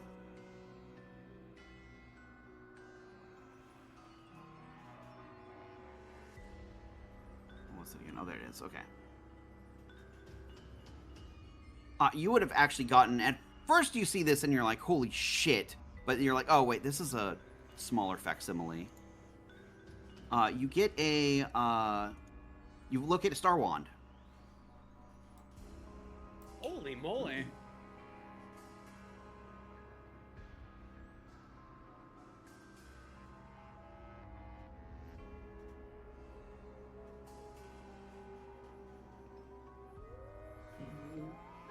Neat. What'd you find, Darren? He'll just hold up a star wand. Ooh, very nice. At first, you thought it was the star rod that Lord Bowser had, like, during one tale, but this is a smaller, more easily manufactured facsimile. A Timu Star Come on now, y'all. Each time As you're kind of walking towards Addy. Hammer go ahead. Hammer confusedly is trying to turn the gloves over and over in his hand, trying to see if there's a way he could, like, get them on, maybe. Maybe we like. They are made for very small hands, unfortunately. So it doesn't magically grow bigger when I try to put my hand through it or anything? Not these in particular, no. Let's see. Nah, these are far too tiny for me. And Hammer looks up, way too big for me. We tried. They don't look like they're particularly, like, they have armor on them, but they don't particularly look like they are meant to, like, I guess they don't have the heavy reinforcement that's something you would figure that would be involved with kinetic punching and stuff would have. Yeah, I think it would just protect the fingers when I punch stuff, but I don't think it would help it. Oh, tell you what. If I could find wherever this pipe is, I know the Magic Koopas could probably figure out what this is. We can go from there. Oh yeah, I also have a ring that I don't know what it does, but it's weird. Oh, Well, I tell got you what, something for you, big guy. Do you want a gun? What is a gun? He just looks over, like, half excitedly. I pull the collar of my suit and I reach my hand in, and like the hand disappears full on hammer space, and I like rustle around for a little bit, and then like the collar stretches and I pull out a giant cannon. Imagine if you will, Locke, almost like a shoulder-mounted short-range mortar system, except it looks like it's made for small bullet bills.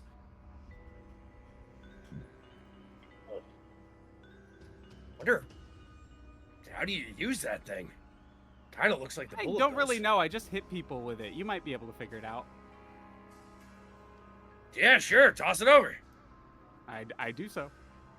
You've seen Great. weapons similar to this used when it comes to, like, the Koopa Troopa, like, shock troops. You've seen weapons like this used. Fortunately, it doesn't seem there's any ammunition, but you might be able to maybe find some. You know what? Hey, trade you. He throws you the gloves. I take the glove, I look at it, I smile, and then I hold it behind my back for Punky to grab. Yes. I kind of do I wiggle it a little bit, like I'm barely holding on to it. Yeah, Kiki grabs it.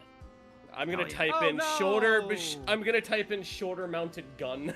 And I'll get you the stats for that in between games. Yeah, that for sounds Doug, because you were down here earlier, I will describe the location for you before everybody gets here. This is a very lovely hallway. There are some wrecked bits of furniture. It looks like one of the things may have been broken very recently, actually. But, like, there's nice furnishings. There's a really nice, like, almost like metal inlaid mirror on the wall next to you. The carpets here are extremely nice. It looks like they aren't really dusty, moldering, or anything that you would expect in this particular area of what seems to be a church crypt. Okay, so both the mirror and the rug are going into a shell. Okay, you could put brass inlaid mirror and quilted rug. I know how much they're worth, but you can easily grab both of those. Okie dokie. But this is a short, like, it looks like a foyer hallway. There's another door ahead of you. It doesn't look nearly as complicated as the one you walked through. It has a simple, looks like, turnkey handle.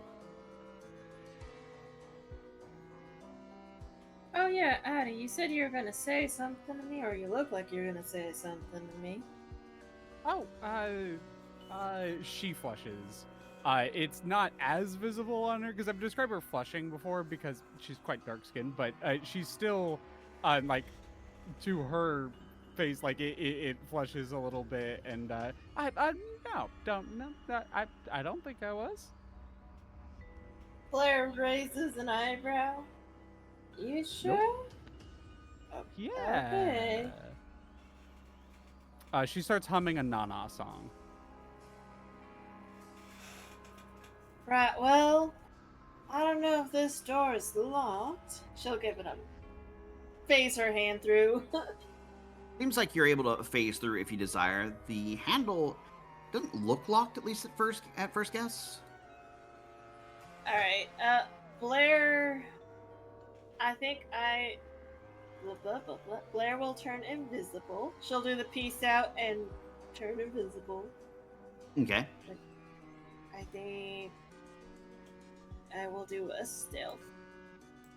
That is a 22. Okay. You gonna phase through the door ticket? Kind of phase through the door.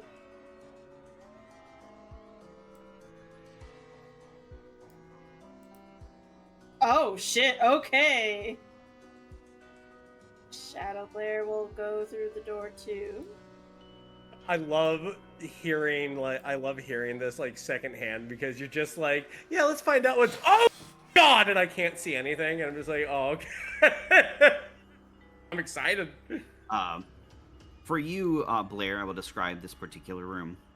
The room appears partially wrecked. There are still some very nice things. There are bookshelves along one side of the wall. There is a Magikoopa statue in here holding a pair of... it looks like they're holding a pair of Lumas sitting in their hand. There are braziers in here burning. There are a couple of bits of supplies scattered about. There's a small fountain that still runs in this room. The room mostly looks completely dusted and clean, besides obviously the wrecked furniture that looks more recent than old. The water looks very clean as well. And on the opposite side of the room, there's a singular warp pipe.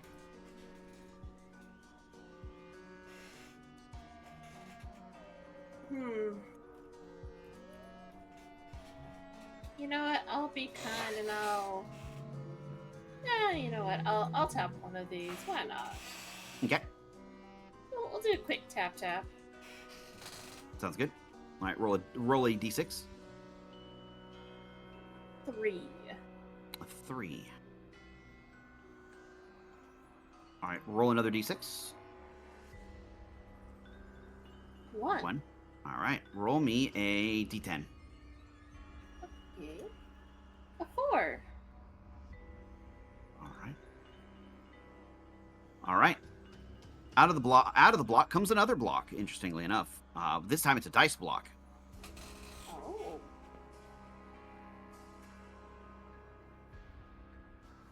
Ooh.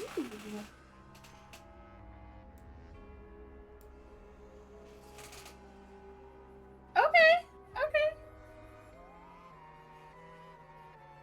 She will quickly stuff that in her pocket and pretend that she didn't see that there was 2. And we'll have her shadow open the door for everybody else. Okay. I shall motion the shadow to come in. Everyone will see the room that I have described earlier before them. For Lock and Hammer, this room looks very familiar. There were no lights, or the statue was not lit up when you came through here. You kind of stumbled through the dark a bit to find the door out. Oh, yeah. No, all the lights are on in here, too. Yeah, I remember I had to help Locke find his way down here. He can't see in the dark like I can. Well, that would explain the wrecked furniture. He'll thumb over at the block. You want me to slap that? If you want. Sure. I think someone else might be under that block. Oh! Who is under that block? He'll lean down. It'd be Doug. You watch he does the exact Mario pose, but doesn't leave the ground, and his fist just flies up and hits the block. Occupado, huh? You can choose also if you want to use your racial ability to help anybody else that like hits a block when you're really close by. You don't specifically have to be the one to open it. Okay, I was wondering if I had to be the one to slap it. You have to be in close proximity, I will say, like in quotations, like right nearby. But okay. I have no problem with you using it if somebody else taps it. All right, Vaughn, roll me a d8. Okay. 5. A 5.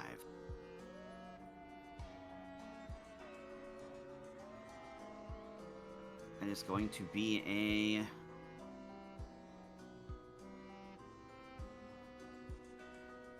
then it's going to be a cooking item. Not a cooked dish, but a cooking ingredient. Roll me a d6. Okay. 3.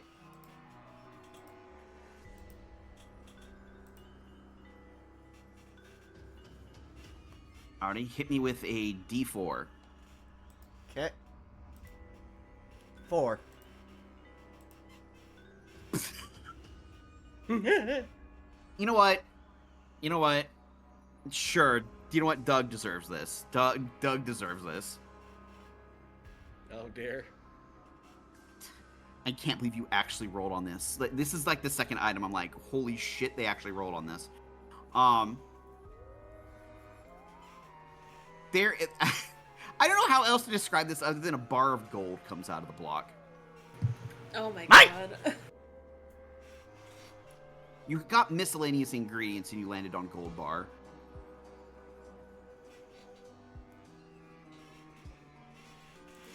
Adding that to the list.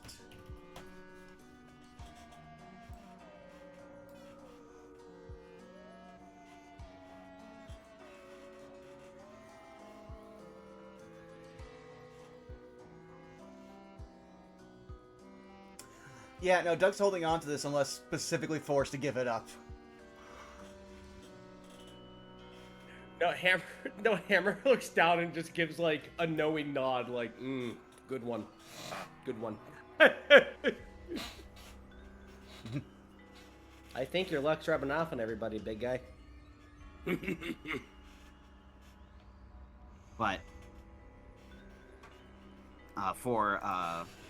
it is a shining bar of gold, and you know it can fetch it is used in some of the most premium cooking recipes, and also fetches a high sum at shops. For Darren, you know that the magics emanating from this pipe indicate that it is still functional. And based on its slightly larger construction, it goes far. Everyone will just see Darren just lift up the stick or his staff and then just whap the side of the pipe. And you'll just listen for a few seconds before, oh, this one's still working. A working pipe? Yeah, that's the one we came through. That's the one that leads to Turtle Keys.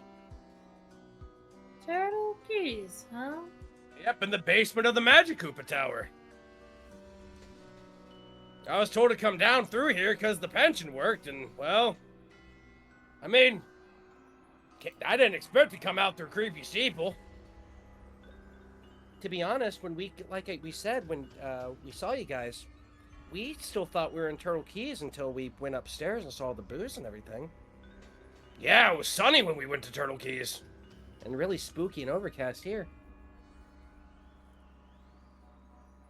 The statue that you're in front of, Blair, resembles a grand Magic Koopa that appears to be balancing a pair of Luma, one in each hand. Does it look like if I were to move the Luma, it would change something? Roll me an investigation check. Okie dokie. Investigation. All right. You attempt to do very 20 win. Rolling crits on every skill check ever, Blair here. You do attempt very subtle manipulation of it, like without triggering it anything, but it does look like it is one whole contiguous like item. Like if you wanted to, you could probably break the hands of the statue to get the Luma crystals themselves, but you don't think they really do anything special because it doesn't look like they can be removed. They're meant to be removed. Like, they'd obviously give off light. They might be worth something on their own, but, like, this whole statue itself appears to be, You would guess maybe the Luma are meant to be fonts of magic for certain spells. You would guess maybe light spells that maybe could be cast on them and it holds the magic for a long time to provide light in a large area. Could even be related to why all the lights are on in the area, too. She'll lift both the Luma stones off to see if that's true. Well, the hands are kind of like gripping them in a way like you'd have to break the hands to remove them. We'll break Like, one hand. they're not like gripping the Lumas with force or anything, but they're kind of like clasping them a little bit. Well, could I, like, use my thieves' tools to see if I can jam it out? Sure, I've got no problem with that. 20! I will say with some careful manipulation, maybe a little bit of like greasing oil or something you may have on you. Spray paint. Yeah, Like yeah, or filing. some spray paint. You would be able to like unwedge both of them. Alright, she has both of them in her hand now. They are very pretty, like pearlescent crystal. Little very rough like depictions of Luma.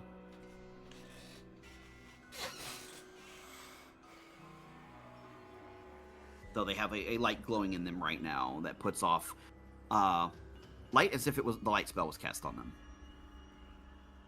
Well, I guess I'm taking these then. Puts them in my pocket. But other than that, you guys have managed to find the pipe to Turtle Keys and have cleared out the basement. And as all of you begin to peek down that pipe, you know you still have an art competition to win. And then after that, seems like you found your next direction to go. That is where we will leave tonight. So, thank you all for playing. Thank you for running. Yeah, God. thanks for running it. Thank you for letting us torture your quiz I- master. I love how stupid this game. I love it so much. This is so much fun. This is so much fun. Sometimes you need to just have a little whimsy in a stupid tabletop game. Oh my god, yeah. Thank you for allowing me to just eat the jelly beans. I appreciate that. It was so good. The like soul crushing moment for that dude. I want to imagine Blair was round boo for a while she was doing that. Yeah. Oh my god. But thank you all so much for playing yet again in my funny little tabletop game. Mm-hmm. And once again, it's been a delight having you aboard, Fringe. Like I said, Been this great. is so much fun. I like this. I like this campaign a lot. Oh my god. As a guy who comes out of really grim or like macabre campaigns, it's so funny just being a big guy. How's this versus Fallout?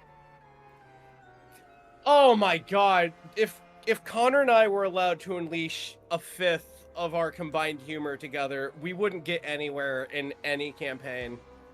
Fallout, we wouldn't have left the arena, honestly. I'll be real with you. Gateway. Gateway.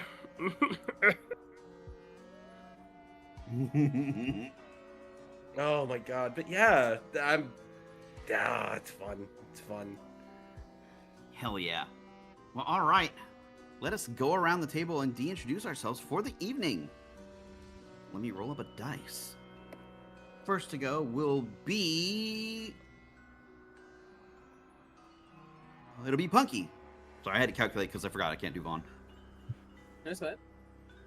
I'm just saying, I think if that guy had thought through his questions a little bit better, then maybe like it would have been a better time for everybody involved. Like, especially him. Like, it's not that I had a bad time. I just think. Just call my game shit, why don't you? Just He go ahead, just say it. I loved the questions. I think you hit the nail on the head. thank you, as always, for DMing, Skelly. It is a delightful time. It is very fun to come here and be a shit ass.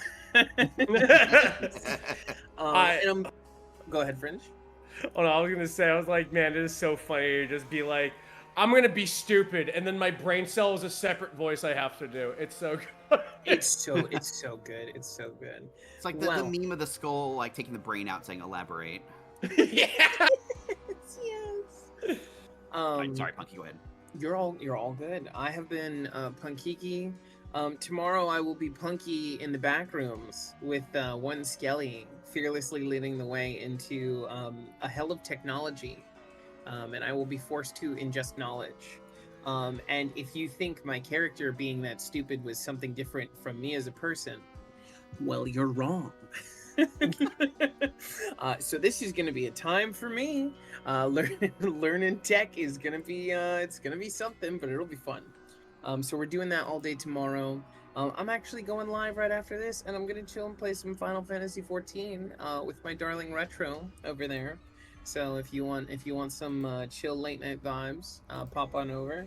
Otherwise, you can find me hanging out with a lot of these wonderful people, either playing Splatoon or doing Yuri on Fridays, or playing more TTRPG games with these wonderful people. Perhaps with some of them changing seats as DMs and players, swapping roles. But you can find me at Blue Sky at punkypun-ki. If you want updates on when I go live and what my schedule is looking like, and my general Yuri full thoughts. And if you would like to watch my VODs, I have a YouTube channel where I just got VODs uploaded, Punky On Demand. But with that, I think I'm going to toss it over to Fringe. Damn. Catches rock, spins it around like Harlem Globetrotters. Hi, I'm Fringe. Shit. I know, he's so cool. My name's Fringe. I'm a writer and a voice actor. You can find me on twitch.tv/FringeType. I stream throughout the week. I play old genres like turn-based RPGs. I play roguelikes. I play Metroidvanias. I play all kinds of stuff. Horror games. If you like horror games, God knows I do. I play those every Thursday. I played Lock and Hammer. And I have a blast on this. It's so great to not have to make sanity checks, or my character will die, or I'm in a grim world. I can just be a dumb blorbo. I miss being a dumb blorbo. I'm serious. Like, I love this game so much. I looked at the citizens the first time before I joined in this campaign. I was like, you can do what? The fact that a gold bar is a crafting ingredient. I explode. It explodes. Anyway, you can find me at twitch.tv/FringeType. I will fling it over to tweets. Let's catch tweets. Tweets. Oh gosh! Ow! Here's the rock. Catch. Oh my God, she's dead. Oh, hold on. We lost her. Let me just. Wake up! I can't go back to prison. Wake up! Tell the people where you're from, Tweets. I'll take your vitals. It's okay, because they can catch me over at Blue Sky at Miss Tweetums, where I repost memes and occasionally post the arts sometimes. Yeah, I have some art fight pieces I gotta put up throughout the week, or maybe tomorrow, because your girl's a little tired. Dab. But other than that, sometime in the future soon, you can catch me over at twitch.tv/Xanalisgrim for D&D. Meows. Xanalisgrim. You'll have to wait and find out. Teehee. Anyways, I'm gonna go throw this very soft rock at Actually, no, I'm not gonna throw it. I'm gonna hand it over to Robot. Robot, here you go. Take this soft rock. Here, take it. Wait, how's it a rock if it's soft? No, don't worry about it. Just take it. Yeah, okay. Anyway, you can find me at Blue Sky at LRobot, mostly reposts and occasional odd-thought. Otherwise, you're more likely going to find me lurking in one of the many chats of the lovely individuals here, including the ever-wonderful Leah. Oh, was that the transition? Yup. Yeah, here. That Here's was a rock. so I think it's fucking- clay.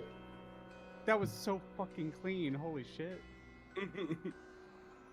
Hi, I'm Leah. I talked a little bit about at the beginning. You can find me hanging out with a lot of these folks, but I also want to give a special shout out to our GM, Skeletalpha, who is currently having some troubles. So if you want to help support this game and the people who run it and specifically, and also help us out as players to help out our GM, you can head over to @Skeletalpha to find all the ways that you can help support him while life is hard right now. So just want to make sure that gets shouted out. If you want to know where I am and what things I do, you can find me at the beginning of the VOD. Thank you for being here. Thank you for hanging out with us. And we all get a limited amount of time on this plane, and I really appreciate you spending some of yours with us here today. Here you go, Skelly. Damn, I got sniped. Holy shit. Hi, everybody. I'm Skelly Alpha. You can find me on Twitch, Blue Sky, and YouTube under the same names. Tomorrow is a trip into the Minecraft backrooms with Punky and Momo. It'll be a really good time. Thursday, I'll be doing the Minecraft Throwback Pack in 1.12, doing like Thaumcraft and all the oldie goodies with tech, which I've done some improvements offline, mostly just to structures built. Haven't done any mod progression itself. Friday will be some kind of hangout, because I don't think 4 Gears is happening. One player's stuck in the California fires, so they're evacuating and such. On Saturday, I'll be hanging out with Saris doing art, and Sunday will be Those Who Wonder. That's really it for me this week. Yeah, I think everybody's gone, so I'll just pass over to Vaughn. Why, thank you. Hi, you've already found me here at twitch.tv/BurnoutVaughn. You can find me on Blue Sky and YouTube at Burnout Vaughn, over on Patreon, Burnout's Bar. Yeah, busy week. Come back on Thursday to see me and the Trinket Witch as we do some more Skeleton Crew, solving murders in Inaba for more blind P4 Golden playthrough. You know, we're now a single parent, and I'm not sure how to process that, but you know what? We'll make do. We'll make do. Yes, we will even fight witches, Forte. But following that, on Saturday, we also return with a student's detour through Baldur's Gate, where, you know, we have gone through with surprisingly little murder. Surprisingly little, considering how terrible we are. But if you want to see our Strixhaven's characters play through Baldur's Gate, just look for that. And then finally, as we said, on Sunday, we had the return of Those Who Wander, where, you know, we're just trapped in a bar with a Dark Lord. I'm sure we'll be fine. I'm sure we'll be fine. But with that out of the way, I see another friend of the channel who's a-going, who I've never gotten a chance to raid. So I think we're just going to go raid a good friend, Aqua. Oh, hell yeah! Nice. Hell yeah. They doing some Helldivers with other friends like Zan. Let's go! But yeah, I want to thank you all for Might see me coming just out. About to go bug those losers. Oh, snap! Well, thank you all for coming out. We will see you again in 1 week's time. Thank you. We love you. Bye-bye. Bye-bye! Goodbye.